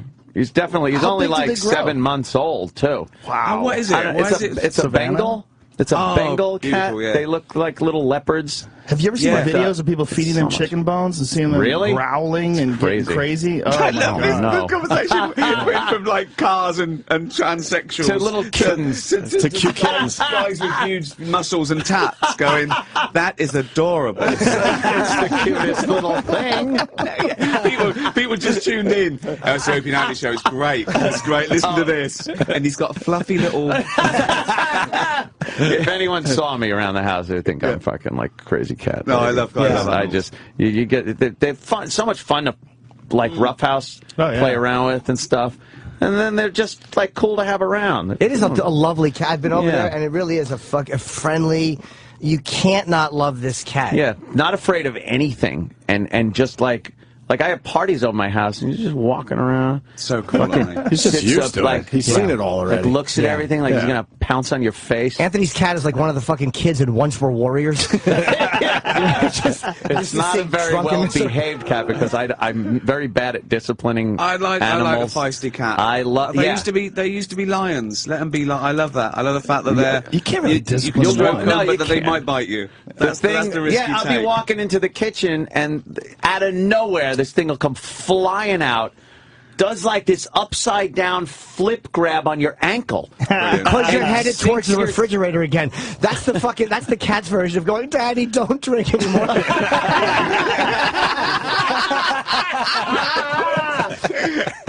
Oh, you see the nose, and I'm like, of course. After a few, I'm like, I love you. Yeah, the cat just can't take having its head stroked too hard. Fox News on, you agreeing out loud. The cat's like, I just want to laugh again. Have fun. He's fixed, right? I love this. Just in his pants. Loads of beers. Shit. Is your cat fixed? He's fixed, right? Yeah. Males have to fix. Yeah, especially like that. The thing would be fucking pissing all over. Yeah, don't need disgusting. that. And then they own it. I do that. I've acquired a lot of things that I urinated on. Then it's mine. Piss on. It's mine. Yeah, it's mine. You gotta realize Four that. corners of a garden. That is land ownership in cat law. I've got thousands of acres that way. You gotta let these cats know. Once they start doing that too, it's very hard to shake them off that. Yeah. He's fucking great though. He like went right for the boxes and stuff like that. Don't have to worry about it. It's a big enough house where he can run around and do things because you can't really with a cat like that. You can't really have a small place because he'd be climbing the walls. But it also fucking just jumped off the balcony once onto the tile floor. I guess it had to learn, but it's a second floor balcony, right? Like and just fell right down. They hit their chin. Little chin was screwy. They can like drop 100 feet and they land. And the only thing that often is their chin carries on and they break. They have a little chin and it got all mad and hissed at me and I'm like, I didn't fucking. The weird thing was at the top of the balcony, the cat started yelling, "I love you, Damien. This is for you." That's a design flaw, isn't it? To get whacked in the chin. They survive. But what's that? You thought they would work that out. The chin. Can't they just roll? Like you would think a good commando roll or something. Or something. They figure that out when they get older. Yeah, I think they do. Yeah, but they got that leg thing where they straighten out and they land on all fours, but. There's only so much shock you could absorb there. Yeah, I saw a cat fall out of a tree in a video, and a really high tree, and the cat like fell like 30 or 40 feet, hit the ground, bounced, and just ran. Took off. Yeah, and they're fine. Like it was nothing. They're strange animals. Yeah. Their ability to absorb impact. Yeah. The flexibility. The animal to domesticate themselves. They did it by choice. Did they? Yeah. By choice? Yeah, they started coming into Yeah, just because I thought this is cool. Some of that high-speed their shit meows, is cool. their meow is for human contact only. They don't do that naturally. They've learned the fact that they can get food by... The meow is something they developed for humans. Really? Fucked up. To talk to us. I have a cat that just talks to me. She's 17 years old. Wow. And when I see her, she goes, meow, meow, meow. Why? Like, everybody's like, what the fuck's wrong with your cat? I'm like, What does that's that mean? what she does. It means food. She's always done Yeah, that. it means Every word is food. It always means food. Either that or they're mocking us. They're so tired of our fucking babbling. They're just trying to show us how awful we sound. That's what I hear all day while you're on the phone. This is you, stupid. Exactly. This is you, stupid. Fucking awful. I didn't know that was a fucking... What about when they're in heat, though? Yeah, well, they're howling. It's a different... Yeah, that's not a meow. Oh, Yeah, okay. it's a particular type of meow they've developed that they found that we. Are you making this up? No, it's true. Where'd you read this? It's true. No. He read it on Twitter. Yes, My cat is really old. I have two cats, but one of them is really old, and she doesn't know what's going on at night sometimes. Oh, man. So she howls in the middle of the night. She just starts like I'll go to bed, and she's like meow, meow. It's really strange. How the fuck do you sleep? And they say it's like I have a sound machine I turn on. Oh, okay. But they say it's like an Alzheimer's thing. Wow. They get old and they don't know what the fuck's I don't know what's going on anymore. She's 17. Damn. That's an old fucking cat. That's really old for Talking cats. to mice she killed years ago. Yeah. What are you doing here, mouse? She's a real sweet, like fluffy cat. Like it's like half Persian. She's some sort of a mutt. Oh, wow. But I always think of her as this really sweet, gentle cat. And then one day I let her loose in the courtyard, and she caught a bird slipping. Oh yeah, and just caught a bird slipping. Swatted it out of the sky, bit its neck, shook her little head, and just ran into the house with it. I was like, that was like total instinctive. Yes. Wow. She never killed anything. It's she was so like fucking 12. cool to see those. How good is that instinctive thing things. when they can see a pigeon at through window, they can't get to it, And so they- they this sounds crazy. They act out. They salivate. They act out the kill. I love that. I absolutely love that. I can't get enough of it. I go, Ollie, look, there's a pigeon. She goes. She's going, I know, that's so I would fucking I'm gonna grab you by the neck and fuck you up. It's like a person being in one of those 42nd Street booths, looking at the girl. Cats don't share our love for animals. No, they don't share our love for. They're vicious fucking murderers. I've watched my cat look out the window too and just fixate on something, and I'm just like, I don't see it. I don't see anything. And then there'll be this little thing under a leaf, and you realize, God damn, that cat's got great eyes. I'm not seeing it. Maybe, maybe the beers didn't help. Yeah, exactly. Maybe I'm seeing a little blurry. Yeah. And the cat is just fixed on it, on the weird thing in the rearview mirror. It looks like flashing lights. Maybe that's It's Toonses is driving. Yeah.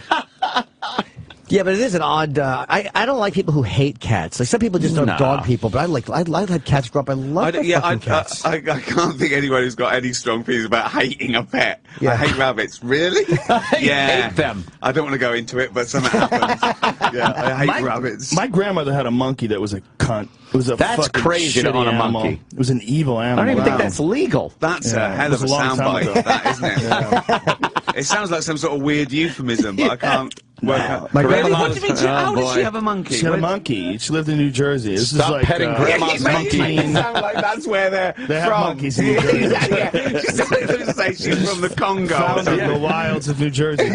Wow. Yeah, She had a petting grandma's monkey sounds like a euphemism. Don't touch grandma's monkey. He used to chew gum. He used to give it gum. It would unwrap the gum and chew it. My grandmother was the only one who could touch it. It would bite everybody else. No shit. It would bite you. They're mean little you'd things. reach over to touch it. It would grab you, hold on to your hand, and bite you. But where did she get a monkey from? I know She bought it from somebody, I guess. Wow. I mean, some black market, or maybe the regulations were different in the 70s. Yeah, maybe. She had a fucking monkey. Free-loving monkeys. Sure. It's great, yeah. Fucking creepy monkey, though, man. Peace-loving monkeys. Only loved my grandmother. Didn't like anybody else. Everybody else can go fuck themselves. Damn. How big did it get? It's a little thing. With a little spider I don't know what monkey-looking kind of thing? monkey Or it was. Long tail? Oh, you don't remember? It had a tail. I was little. I don't really like that remember. outbreak monkey? Very similar, I'm little sure. outbreak monkeys. I don't remember it too much. I just remember Chi-Chi. That was its name. Creepy fucking monkey named Chi-Chi. There are people that had those, like, chimpanzees that are just fucking... that's like having an insane fighter in your house. Way worse than that. Someone that can rip your face off and rip your arm off. Yeah. And it's Chewbacca. There's no Chewbacca. Yeah. Well, that lady in Connecticut was just... That was a few years ago. What a great story. How to alter the laws. She had to What's have her a name? face Something transplant. Nash. Shouldn't keep wild animals. Right. Although when someone climbs into a polar bear pit at the zoo and they get killed and they go, it's terrible, should the bear be put down? No, it shouldn't be put down. It shouldn't be in there. Exactly. And people shouldn't climb in to see a polar bear. It did absolutely what it was supposed to do. Exactly, yeah. That's his job. It's- Fucking eating things. That's his job. People who climb in with an alligator and lose their leg. Yeah. But what's supposed to happen? Yeah. Is there anything funnier than when you see footage of someone by a lion cage in the zoo and they've turned around for a photo and the lion gets a hold of that members only jacket and they're just pinned feeling like silly geese as everybody tries to pull them off? The power behind those things is like, and it's so deceiving because they can look so graceful when they're running and even walking. You see a lion walk, their feet kind of slowly touch the ground. But the power and speed they have when they want to rip your throat out, and I'm all for it. If you torture a wild animal, there's nothing greater than the justified violence of a bull putting its horn through some fucking twat in a fucking tight trousers and cape. Do you know what I mean? Well, that one iconic image of the horn coming out of his mouth. I've tweeted that so many times. Oh, that one where it goes under his jaw at the chin and out of his mouth. And the other one is up his ass. The one that went up the guy's ass. Right up his ass. Yeah. Oh, is that a good one? Yeah, that's great. It's not great because the bull still dies and was tortured. Right. You know what? They even cut the tendons in the neck, so it's in charge mode. It doesn't have that. Yeah. Ability to flip them anymore. They fucking wind it up. They cut the tendons so it's always in charge. It can't do anything but put its head down. It's torture. It is torture. It's a weird fucking You're watching torture. animal torture in a fucking ring. That's kind of a piggish culture to do that. I watched it on Bourdain's show, and it was interesting. Like he was trying to, he was trying to be cool about it. Yeah, he was trying to be cool about it, and they were trying to explain it that this is a part of their tradition, this rich culture. I'm like, okay, yeah. I don't think so. Well, it's not a fair fight either. There's a bunch of other dudes sticking spears in the thing. Yeah. Go out there. Yeah, bare hands. Go ahead. Duke it out with You them. can even wear horns. Yeah. I'll even let you wear horns. Little Viking helmet. Little Viking helmet. Yeah. Yeah, you think it wouldn't be much of a match. I'm opposed to zoos as well. I mean, I'm a hypocrite because I take my kids to the zoo because I just want them to see these animals. I can't change the fact that it exists, but the idea of this animal prison is really kind of fucked. Yeah. It is. It depends. There's a lot of them to do. Do animal husbandry, but when it gets to a tiger walking the same 40 yards in its exact footprints, and he's the experiment. He's the one to keep the species going. I do feel for that guy. I feel for that one guy who didn't choose to be this guinea pig to keep this. I want to go free. I go. The species. I do worry about that individual animal because I do. And even more so, fucking SeaWorld. SeaWorld's that's disgusting. You find out how intelligent these goddamn documentary was amazing. Blackfish. Horrifying. That was fantastic. It's literally the deception that's going on. It's like having an alien that you can't understand. So you're like, I don't know what you're saying. Get in the cage. Do you want to eat? Yeah. Well, you know how to flip, so you got to do that. You know what's so fascinating about that is they tell you in the documentary in Blackfish that those orcas in captivity are the only ones who their dorsal fin leans over. There's no such thing as that happening in the wild. No. So like it's basically giving you this signal. You can actually see them. It's whale depression. It's whale depression. It's whale depression. And they also tell you how you can actually see so much cooler shit if you go on instead of going to when you want to just see them in their natural habitat and realize that the ocean is their home. There's no way you can make a tank big enough that's going to accommodate what these animals are used to and what they need. But I always think, whatever you're into, there is an ethical alternative. And if there isn't, fuck it. Then just don't do it. Do you know what I mean? Right. No doubt. You can You can go clay pigeon shooting. You can do, you don't need to see something die in agony for fun. There's, you can shoot targets. You're not a fan of hunting, then? Yeah. Well, no. Thing is, it's a matter of degrees. For me, there's a difference between someone who goes out sport and hunting has or to catch food for his family, just like animals do. And and let's face it, an animal that's lived a great life and is a clean kill, and you eat every part of it if you're a meat eater, is better than some of the food industry. Whereas chicken's been literally tortured all its life, so you can buy a chicken for $2. So it is a matter of degrees. But it's the trophy hunting. I don't. Why kill an endangered species? Why the can hunting is disgusting. They've just been bred, and it's so easy. It's not clever. Of course you're going to win. You've got a fucking gun, right? There's no. I know the result. You win. You've got a fucking gun, right?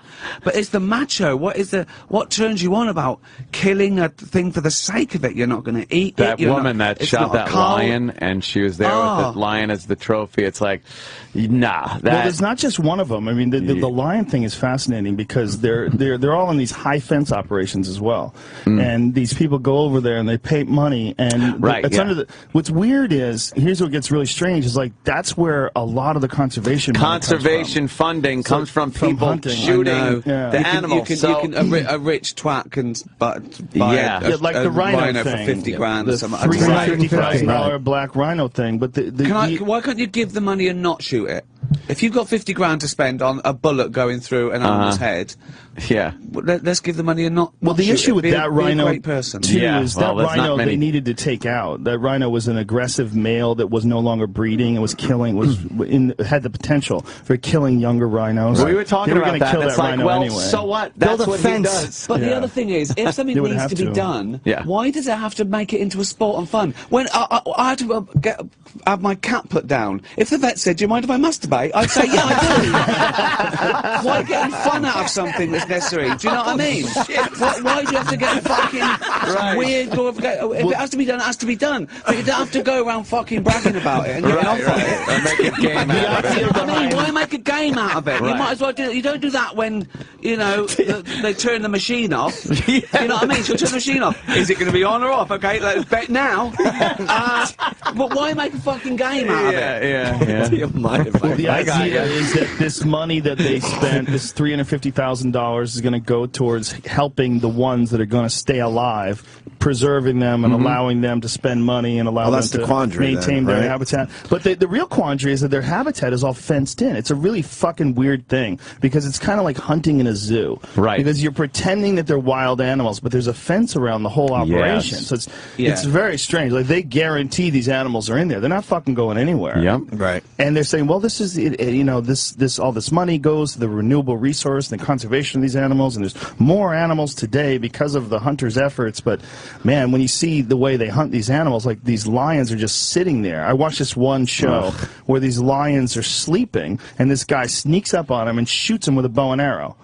I mean, while they're sleeping. Battering. I don't know where the other thing about it is you don't even eat lions. No. But let's put this in context. Imagine someone saying, there's a guy, he's going to give $1 million to cancer research. All he wants is to shoot one cancer patient. just choose one that's definitely going to die. One that's an asshole. He just wants to shoot in the head, and then he's going to give $1 million, and we'll probably cure cancer. Yeah. What do you think? I'll talk to Mrs. Brown. If he gives $2 million, he can shoot a kid, right? Yeah, exactly. You know what I mean? There you go. Just set him loose. Yeah, I think the craziest thing with the hunting is people hunt. I know a guy who showed me he hunts at a feed. And I thought that was the most bizarre thing. Wow. That, like, he goes, we have a tree stand. So that's still... And they know when the feed comes out. And I'm like, so what do you do? He's like, well, you sit here and you just shoot it when it's eating. I'm like, that's great. Well, see, that's better than farming? Obesity. Is it better than farming? I mean, the idea of farming is you have all these animals, they're penned in, eventually you're going to kill them and eat them. Well, if you do it ethically and humanely, most people aren't too opposed to that. The idea is factory farm is what we have a real issue with. But if you were going to farm deer like that, just have like a feeder and every now and then just snipe one from a distance. I mean, if that's how you're going to get your meat. Again, everything being equal, where is the fun in these people that call it a sport and a fun. rush? Yeah, that's not. It's not. I don't know. Their excitement must literally be that I put the bullet in its head. That must be. That's the only thing you can reduce. Yeah, it there's to. not even a hunt that's going on where they're stalking or there's some strategy to it. If they're laying down and the guy kills a lion that's laying down sleeping, there's no. And you don't need to, and you're not eat it, and it's purely, it's reduced to purely for the fun of saying I killed killing something. You know, it would be a great thing if a lion is sleeping. If you walk up and you slap it on the balls and then run away, that's something you should feel really good about. Like, if you get away with that, now I'd allow that as a sport. Yeah, of course, because I know the lion would win. 9 times out of 10. 9 times. The 10th time he'd be going, "Did that cocksucker just slap me in the balls?" Or there'd be one Jim Norton lion who'd go, "Do it again." No, you realize it was just a lioness with balls. And you have to give her extra. Yes, we get it. Yes. Made the point. There's a great video I saw the other day. I guess they were helping out this leopard who was causing some problems in some village, and they decided to relocate it. So they put him in a cage. They drive him out however many miles. And it's a couple of African guys in the cab of this truck, this pickup truck with the cage in the back. And the leopard, they opened the door, it wouldn't get out of the cage. So the guy opens the door of the cab, of the pickup, by the steering wheel. He's hanging onto the steering wheel, and he's kind of poking the cage to get the leopard out. The leopard comes out, turns right the fuck around and charges at him. He shuts the door, but he left the window open. This fucking leopard jumps in the window and just starts clawing at this guy. It was like when fucking Newman got killed in Jurassic Park. It looked like that. The truck is shaking. He's just screaming. And it's all on video. It's great. And I'm just laughing like, the leopard's getting you. Didn't you hate that scene in Jurassic Park where he gets in the truck and the thing was lurking in the back like a fucking rapist? It's like, it's a prehistoric animal, but it understands, hanging out in the back seat. Oh, he does this before work. I'll hide under the paper. What happened? Fucking dinosaur. Yeah, our relationship to animals is a very strange one. Pretty shitty, actually. It's very strange. Yeah. It's very strange. Well, it's because we like animals. We love them as pets, certain ones and stuff. But we also have this thing where we need to eat them. I think that we think we're not animals. I think that's where it comes from. We think we're not animals, and obviously we are. And we think that it's all for us. We were put here on this earth. It's all for us. Right. That's the common attitude. Yeah. Well, there you go. Yeah, isn't it? I mean, isn't the Bible? I think a lot of it comes from. It's all been put here for our take your quiver, enjoyment. Your bow, let do all what we animals, want with. All the game. There's yours, the big shark call at the moment in Australia. Yeah. Right. They're starting to kill a bunch of sharks. And they're saying, the people that are for it are saying, but it's dangerous if you go into this particular bit of sea. Don't go into that particular bit of sea. Problem solved. Yeah, there you go. When the sharks are getting out and getting you an internet cafe, let's still. Well, what they need to do is make some sort of fucking bulletproof surf suit. There you go. Make some surf suit where you could get bit and it's just a freak out. He fucking bit me and look, Did you see that? Cool. Nothing. Yeah, that'd be pretty cool. Some really super light chainmail. Yeah. Every time I stick my dick in this meat mincer, it chews it up. Don't do that. Yes, Meat Mincer is not actually her name, but. That's just a nickname. Yeah, she's earned it. We really have not figured out that shark thing. Like, there's really no good defense against a shark if you're in the water with them. They really win. There's just win. Nothing you can do. And they break apart those shark cages sometimes. A big one would get in there and start hammering it. They're not meant to withstand the impact of those fucking sharks. They're amazing. Amazing animals, yeah. 7-million-year-old. They're the cleanup. They're the cleanup crew. Just like mountain lions are the cleanup crew. Just like lions are the cleanup crew. Yep. I mean, nature has a full system. They have a conveyor belt of teeth. The new ones, they just keep coming. Yeah, that tells you right there. All right, you know what his job is. If he has to replace his own fucking teeth. With a shark, you can't get any footing either. That's another thing that sucks. No, you really it's like, you got no leverage to kind of work against the shark. Yeah, all you can do is swing your arms. Yeah. Hear that. Meanwhile, every action equal an opposite reaction. You go to hit against the nose, your body goes back. Yeah. So you really got nothing. So you're getting half of a watery punch. I don't think the shark gives a shit. Yeah. No, that people have survived like in a foot of water and been dragged away without their feet. Yeah. But yeah. Out in open water, it's very little. There's nothing you can do. The shark bites you and realizes you're not. You basically have to rely on the shark not enjoying your taste. Right. Like if he bites you and says this is not what I want and lets you go, that's the only. At way least to it's survive fast and there's not a lot of terror and agony during the whole. Well, they think you're seals. They always think you're seals, don't they? They don't. Yes. It's not, do they love a seal? They don't apologise. No. I thought you were a seal. I thought you were a seal. Well, I'm in half. It's pretty amazing that people go into water at all. Imagine going to a restaurant, they serve you a nice filet mignon, you go to cut into it, and it goes, hey, I'm not a filet mignon. Exactly. You're like, oh, it's not my fault. I bet you on a shark radio show right now, they're talking about cruelty to people. And, sometimes they just bite one, and they don't need to bite him. They know what he is. They pretend. I do eat all the human. If it's, I don't do it for fun, like some friends do it for fun. I do eat all the human. Well, look at Harry. He's got a surfboard collection.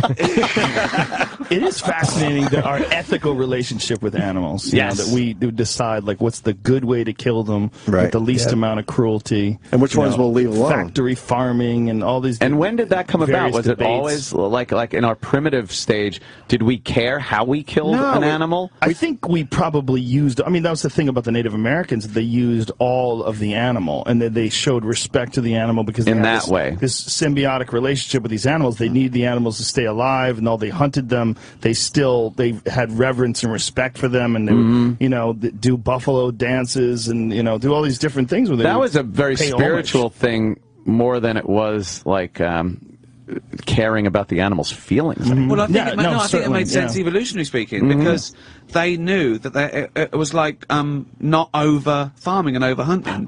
They knew what to do to have a crop next year, whereas then you guys came along and just killed every buffalo and you couldn't even eat them all. Technically, it was you guys. It was. In those days, it was us, wasn't it? Let's get that right. It's the same gene pool. You're still ours. You're still ours. Yeah, that's true. Yeah. Us or Dutch. English, something in there. It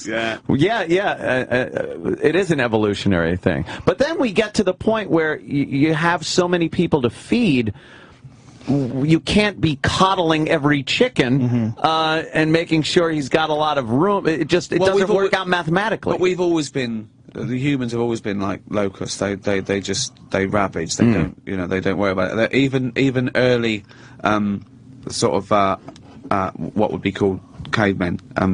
10, 15,000 years ago, they discovered they could run mammoth over the edge of a cliff. Oh God! And they killed 25, but they couldn't eat. It's hard to kill a fucking mammoth. You figure out what you got to do. You don't have a gun. You don't have a car. You don't even have heat. What are you going to do? Run these cunts right off a fucking cliff.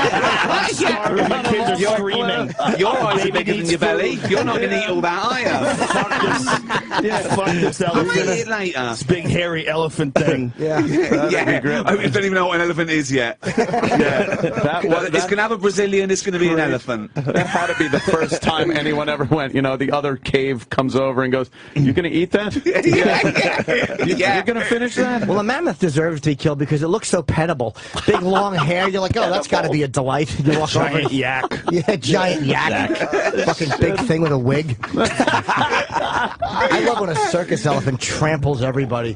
Nothing makes me happier. Oh, it's lovely, isn't it? The circus elephant killing it's been everyone. caged and it's being whipped and it just suddenly turns around. What an archaic with its form of head. entertainment. The circus. What a dark ages fucking form of entertainment the circus is. Yeah, let's make ethical snuff movies where the person dies but deserved it because he was torturing an animal. Right, there you go. That's great, isn't it? Yeah. When those elephants lose their mind, though, and then you realize, like, wow, that has been a patient elephant because he could have done that any time. And the rage they can let loose. The fucking elephant was waiting because just when you think it's okay, fuck it, Bartini gets killed, Carlo gets strangled. The fucking elephant. It's the end of the Godfather. Chokes Carlo with his trunk. I watched that yesterday on the plane again, all 3 hours ago. It's unbelievable. It's the best film ever created. It really is. I've watched it 50 times. I know it all off by heart, and Isn't it's still amazing? a joy to watch.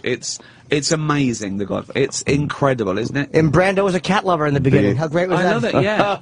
yeah. Fluffing with the cat. Yeah, and meowing. The cat's meowing. Do you ever see that weird... is not justice. You ever see footage of Godfather outtakes where they'll show, like, all of these, like, cue cards? Because Brando was such a fucking wacko. Like, he didn't know his lines, and, like, you realize this genius performance where he was looking over James Caan's head, reading lines. I've heard stories, but you know they're true. But I did hear one when he got a bit bigger, that he'd do takes with his trousers down so they had to use the close-up. Yes, in the De Niro movie with Edward Norton. Holy shit. In the score. Oh, is that what it was? Yes, I heard that because he was so obese. And James Caan was in here, and he said that Brando would actually at times put his lines on people's heads. Yeah. How demeaning! How demeaning is that? You've got a great... Hey, I've got a part with Brando. Yeah. Why? He wants to write on me? He just wants to write on me. I had a giant forehead. I wasn't even in it. I was just a keyboard. Yes. The worst hairline you had, the more Brando loved you. Like, he'll Brando made a career out of it. How degrading that is, though. That's amazing, isn't Burger it? King crowns. He threw him under the bus, James Caan. Yeah, he really did. Boy, he threw him under the bus when he was in here. That was part of Brando's genius. Who did? James Caan.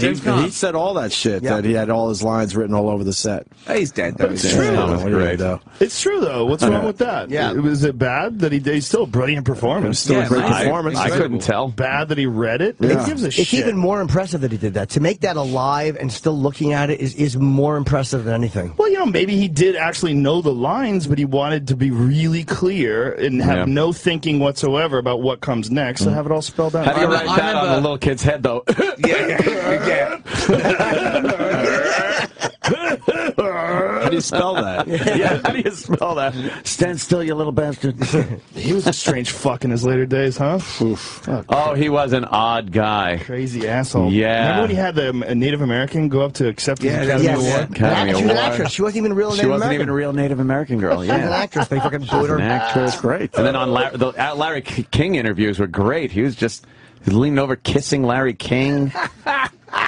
And they would just talk about the oddest But things. I think sometimes I see people like that, right? And I think they must think, oh, I'm Marlon Brando. I've had all this, right? Everyone thinks I'm great. I'm surrounded by yes men. I just want to fuck things up a little bit. I want to see what'll happen. Let me see what I could get away with. What can I get away with? Before people go, no, we're not accepting this anymore. Yeah, I don't care who you are, you're being an asshole. Yeah, exactly. Who's going to say it to me? Right. Who's going to be the one? Go look at On the Waterfront, how fucking beautiful he was, and then look what he ate himself into. I mean, he ate himself into Ralphie May proportions. I mean, he's this fucking enormous human being towards the end of his life. Yeah. But when he was young, he was this beautiful, sculpted man with perfect features. There are people that died early that could have reached that point. That it's like, all right, good. Like I think, what's his name? Everyone. Jim Morrison would have been a big I think fat with guy. Twitter now, everyone who died young and is revered would be hated now. Right. They do something. They do loads of terrible things. Tweets. Yeah. Exactly. Yeah. Exactly. Yeah. Jim Morrison would be tweeting about those Negroes. Yeah. Jim Morrison had to apologize today for Marilyn Monroe. I killed a panda today just for fun. Fuck it. Fuck the little black and white cunt. I'm wearing panda skin panties. Exactly. Extra large. Yeah, we revere them now, but they'd have just been also, assholes. it would work the other way around as well, because they're on Twitter that you would get geniuses. If Isaac Newton was around today and he was on Twitter, they'd be saying things like, "I'm glad the apple finally had your faggot. Why weren't you at work?" You know. There's no respect either way. Einstein having to print "you fucking haters" would just be trolls so putting demeaning. people off. I had a great speech, and then someone sent me this tweet and it fucked me up. I didn't know what to say. Well, they would go after Einstein for his love of pussy too. Was he a hound? Yeah, Einstein was a weird character. He was eccentric in more ways than one. So was Feynman. So were a lot of brilliant guys. Yeah. Pussy chasers. I didn't know that. That would be the big deal. They kept that. Kept that under wraps. Yeah, big time. You know how good you have to be at getting marry ass? his cousin or something like that? Huh? Didn't Einstein marry his cousin or something? First time hearing this. I never heard that. Yeah. Jerry Lee Lewis. It's all right. It's not libelous. Jerry Lee Einstein. He's the one that married his cousin.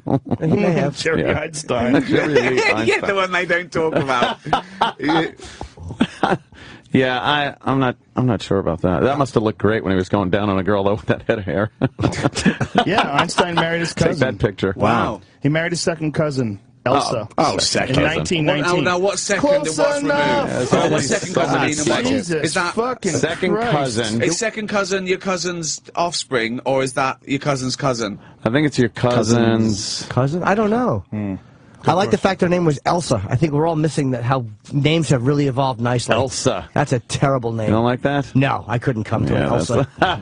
That's not a pretty name. How would that get in the way? Her shouting her own name. How would that? Stop saying your name. I would just look at her and know. It would just know her name. Typically, whenever I have sex with a girl, I have to fuck her with her own license on her forehead. It's a weird fetish I have. Okay, listen to this. She was his first cousin maternally and his second cousin paternally. All right, so there was shenanigans going on beforehand. Hold on. I've got to work this out. Yeah. Wait a minute. Yeah, so, what the fuck does that mean? So, hold on. Hold on. Does that mean mother's sister's daughter? His aunt. So it's his aunt's daughter. On the mother's side, it was his mother's sister's daughter. Mother's sister's daughter. Gotcha. That's your first cousin. And once removed paternally. Now the father had to have been his. This is like one of those conundrums, isn't it? It's great. Okay. Yeah. Can you cousin's brother? What? Welcome to Who Did Einstein Fuck? So the girl that he married, her parents were somehow related. Yeah, the mother and father. Of course, her parents were related. Well, I mean. You mean that's about marriage? I see. Right. I think they were related. Oh, I see what you mean. They were cousins. Wow, this is crazy. Yeah, I safe to say, not a soft dick in this room right now. Jimmy.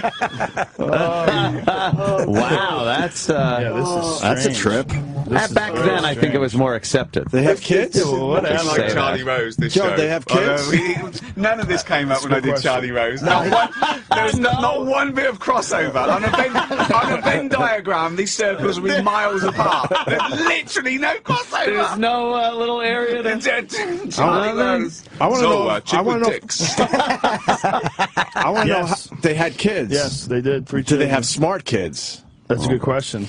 Yes, they did have smart kids, but they're all fused. Exactly. They're all fused to the head. They didn't have smart kids. We would have known. They're not smart enough. One big cousin brain. Some conjoined head. Giant brain with wild hair. 6 legs. Yeah. Imagine the expectations of being Einstein's kid. Yeah, that's got Yeah, no, that's what'd tough, you isn't do? it? Yeah. How'd you do? I got an A. Yeah. Good. 97, huh? You suck. Jesus. Yeah. And then that's ironic, the theory of relativity, and there's related to the people that It's almost little cruel, irony. isn't it? It's almost cruel. Yeah. You go, we'll see what I've done. On you go. You know what I mean? On you go. Really bad. Theory like of relativity. Edison's kids. Einstein's theory of relativity is fuck your cousin. That's why I haven't had kids. It'd be cool for them. They could never, ever compete with me. I don't want to bring... Yeah, Would you just be rubbing it in your children's faces? Look what I did. Yeah. They wouldn't have to do much to beat me at anything, really. A slob. A lot of people have kids and they want to spare their kids what they had to go through to get to achieve. Like they want it to to be softer. Like I just don't have them. Yeah, that's done. There you go. Believe me, I've wasted generations alone. Easy enough. Yeah, there's a lineage in my sock hamper. Literally a planet full. Oh yeah. Wow. Yeah, a planet full of people there. Think about how many sperm cells are in each load. It's crazy. I mean, you can fertilize a continent with one shot. One shot. One splash. Imagine loads of Jim Nortons if you just like. Yeah. We would lose our. I think there's one or two is okay, but a whole bunch of them we would just kind of get. We got to start cloning you, Jimmy. We got to just start cloning you. Yeah, to fix all the flaws. Like give it a chin and no erection difficulties. That's great. Make it sound like some sort of one-generation amphibian. It's like it came into the gene pool for one generation. It didn't work out. It fell out of the gene pool. What was that picture you tweeted of you when I said it looks like the one from Silence of the Lambs? You dancing around with your shirt off with lipstick on. What, you've forgotten? Like, which time? What do you mean? Wait, was it me? It was against, it was like you, and I said, did I have a wig on or no? No. How many variations of this picture? We can't pinpoint the picture of you dancing around naked with lipstick on. You're being too vague is the problem. There was a lipstick picture of me. That was my Twitter photo. That was from Leno, right? That was when I did Leno, and I took the wig off in the car. That was so creepy. Oh, maybe it was that. And I had a leopard dress on. I just thought you were at home alone, just taking pictures, and thought I'd just tweet that. Oh yeah, no, the wig would have still been on. This photo, is that a photo of you taking a picture with a fucking cheetah next to you? What is that? No, I tweeted that saying that's how real men shoot animals. What is this guy doing? He's got is that a cheetah or a leopard right next to him? I think it's a preservation because the cheetah's got a little thing on, so I think he's probably not a tame cheetah, domesticated somehow or another. It's probably about 10,000 acres, but he's a famous photographer, so I think he probably gets in with them. That's right, adorable. Huh. Wow. It was that. The other one was the big thing was that Melissa. Was it Melissa Bachman? Who? Yes. Yeah. I think so. Oh, the chick who shoots the lions. She shoots the lions. Yeah, and she tweeted, "What a hunt!" And I said, "Spot the typo." That's great. That's so English. That's such British humor. Yeah, that's so hilarious. Very well done. Bravo. Yeah. That was very well handled. I eat meat and I hunt. I just started hunting recently because I don't want to be a part of factory farming. I don't believe in it. I think it's disgusting, and I want to avoid it as much as possible. But the idea of shooting things just to shoot them and trophies—that's ridiculous. It's disgusting. It's disgusting. It's weird. There's no reason for it. Kills things for fun. Well, apart from the cat. The cats, they love it. Yeah, look what I did. There are certain issues like wolves. They have to call the wolf population in North America because they brought wolves in. They brought wolves in from Canada because wolves had declined radically because of hunting. Now they've taken off and they've become a huge threat to livestock. They've decimated the elk and deer population, and they're way above what they think is a healthy number of wolves in like Idaho and a lot of the western states. So they've started hunts on wolves, and a lot of people are complaining, like people that don't live in these areas. But people don't remember that the big bad wolf and all that shit, that all came from wolves eating people. In Paris in the 1400s, wolves killed 40 people in Paris. Wow. In fucking Paris. They came into Paris and started killing people because they're smart. And they figured out how to gang up on people, get a good group of them together, and let's find some of these The French are easy, though. They gave up very quickly against a few Nazis. They didn't want to drop their croissant. First the wolves, now the Nazis. Yes, famous picture of wolves walking down the street with a guy crying. Like, I have a real issue with hunting for sport, but the people that think that you're not supposed to control populations of predators it's very are different. crazy. Of course it is. It's a matter of degree. Exactly, yeah. So, it is very different. And you're right. Something that you could shoot a pheasant and eat every part of it that feeds a family. If you eat meat, then that is better. As I said, then have you seen the chickens they keep? They pump them up so they reach adulthood in a few days in complete darkness. They become cannibals. It sends them crazy just so you can have a 2-pound chicken. So you can cut their beaks off to keep them from fucking pecking at each other. That's nice. Jesus. Chickens cannibalize each other normally, though. I have chickens. Really? I have 14 of them in my backyard. Really? I have a giant chicken coop, and 14 chickens. Yeah, we get eggs from them every day. It's great. They're but they're free range. Are they friendly? Very friendly. They're like pets. My wife picks them up. No, you can't fuck them, Jim. I would love to. I'm trying to learn German. There's one. There's one I'll let you fuck. But they have issues. They'll attack each other. Their pecking order that phrase comes from. Right, yeah. They're fucking really mean to this. I have one chicken that's like a really tiny one, and they fuck this chicken up, man. They gang up on her. Chicken bullying. Yeah, they're all girls, so they all they henpeck each other. Henpeck, of course. It's all the words. But they will now cannibalize. They make sense. They will find a hole. They'll peck at each other and then create a hole. And then once they create a hole, you have to do something about it because otherwise they'll just keep going at it. Yeah, they'll kill it. Oh man, they'll cannibalize it and eat it. Yeah. They're ruthless as far as like eating meat. I'll give them like leftover scraps, like chicken. I won't give them chicken, but I mean, that's a little fucking ruthless. It's poor taste, Jim. I'll give them beef, whatever leftover beef or whatever, and they'll go crazy. They eat venison. They'll go bananas for it. So now they've got a taste for cow. Yeah. So the farmer next door, chickens attacking us. I caught them fucking up a mouse. Really? They fucked up a mouse the other day. Yeah, they cornered it, and they have this huge chicken coop. It's like a house sized, and I open the door and I let them run around the yard. It's a sounds like Shawshank. It's amazing. Oh, they're gang up. They fucking, they found a mouse. A mouse made its way into the coop. But how did they catch it? They just fucking went after it. They're fast. They're really fast. They can run, man. Well, I trained my boxing like that in Philadelphia years ago. My trainer told me if once I catch a chicken, I can catch grease lightning. Yeah. Rocky too. Yeah. And that's from a broken down punk like me. Yeah, an old mug like me, Rock. Who knew I was Jewish until they buried me in the third one? Goldberg. I would be scared if chicken ate the mouse there, that it might pick up some kind of it could be an issue. bubonic plague or something. It could be an issue. Well, usually the eggs are pretty protected dietarily from what they eat. It's not, like they're protected from parasites and things like that. But yeah, you have to be careful. No shit. Yeah. How many eggs a week you get from that? A lot. I get about 9 a day. 9 a day? Every day? Yeah, one chicken's turned up missing. Fucking chicken. It's either one of my dogs got it, which I don't think happened because the dogs are pretty friendly and they don't exhibit that, or a hawk. Much more likely a hawk got it. That would have been because cool there's to no watch. Feathers. There's nothing around, so Just I'm pretty sure. Fucking took them up into the sky. Well, the area where they free range is a lot of trees, so it's difficult for a hawk to get in there. But sometimes they wander outside of that area and go out by the pool. I think that's what happened. Have you got foxes? Coyotes, a lot of coyotes, right. especially in where I live. I live about 30 miles north of L.A. We have deer in my yard. I see deer in my yard every day. Wow. Yeah, it's very rural. It's crazy wild. wild A lot of there. acreage up there, but there's a lot of hawks. Any mountain lions? Yes, 2 in my neighborhood have been spotted. Yeah, it's not cool. Jeez, it's not cool. They love bicyclists. Well, they love anything that's running. Anything that's moving. To your cat. Yeah, oh, wow. They'll chase it down and just.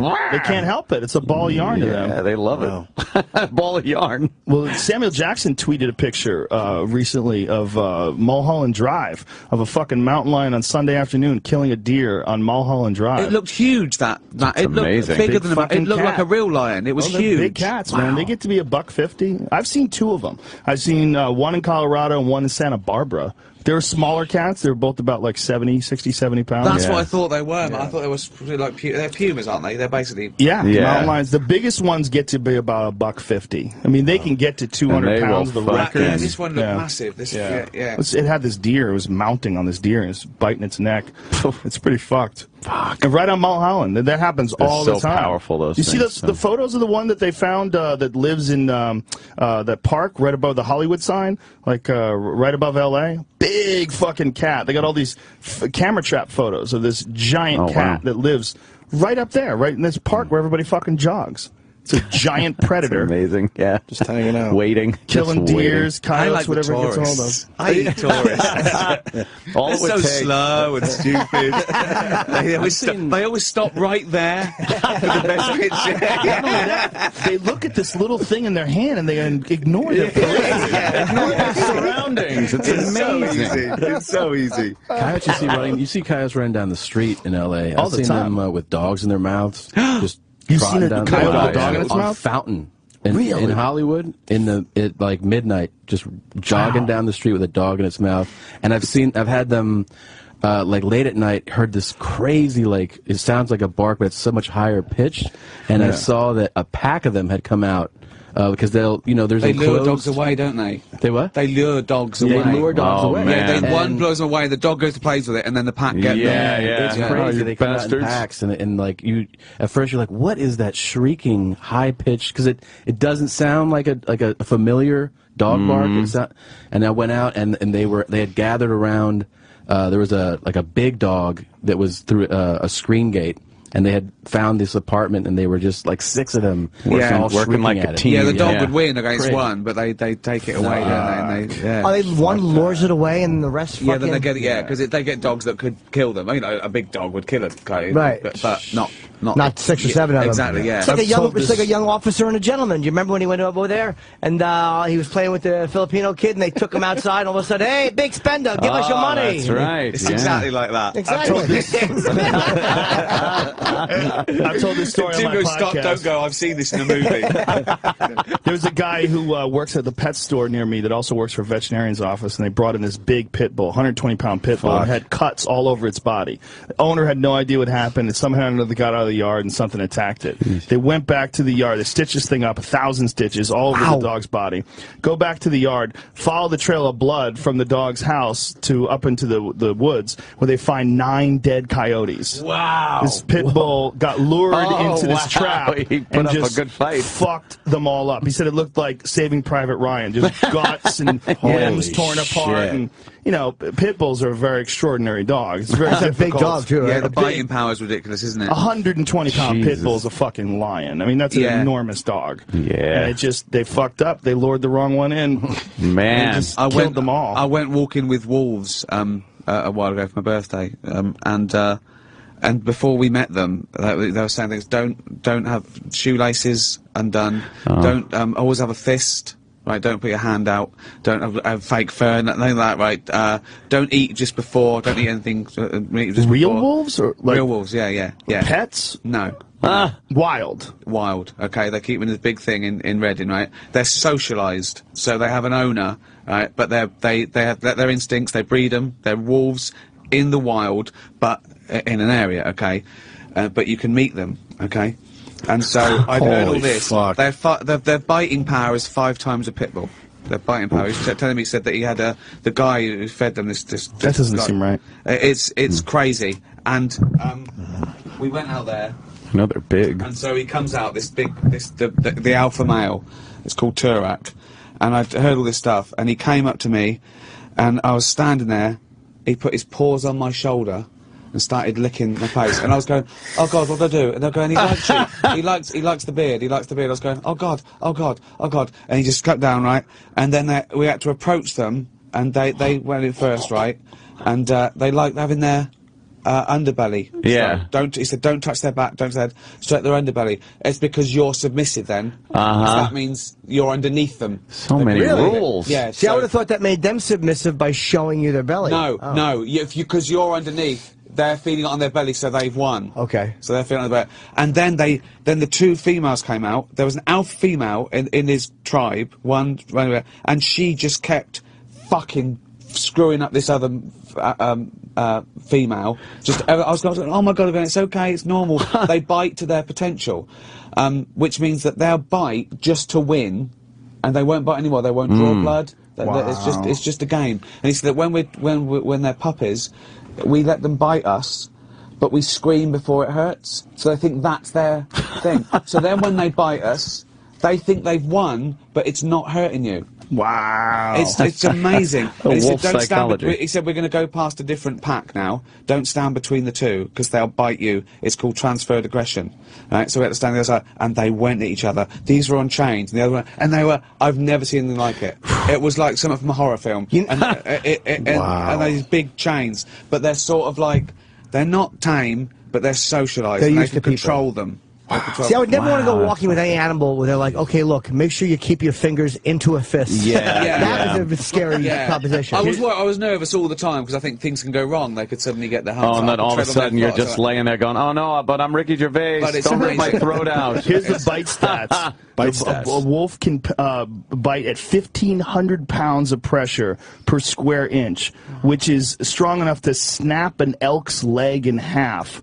A domestic dog or even an American pit bull gets to about 250 to 300 pounds of pressure per square inch. Wow. Not like even 5 close. times. Wow. Isn't that amazing? Ricky was right, 5 times. Amazing. That sounds so crazy. He told me he was chopping up a cow, okay, to feed them, and he couldn't get through the hip, and he just threw it in. He said, and Turak came along and bit it in. Oh shit! Unfucking believable. That's like the Jaws of Life. The fire department uses just bite through a fucking roof of a car. But I never knew they were that big either. I never knew they were. They are big. They're enormous. They're huge. He literally, he was taller than me. He was taller than me when he stood on me, and he was just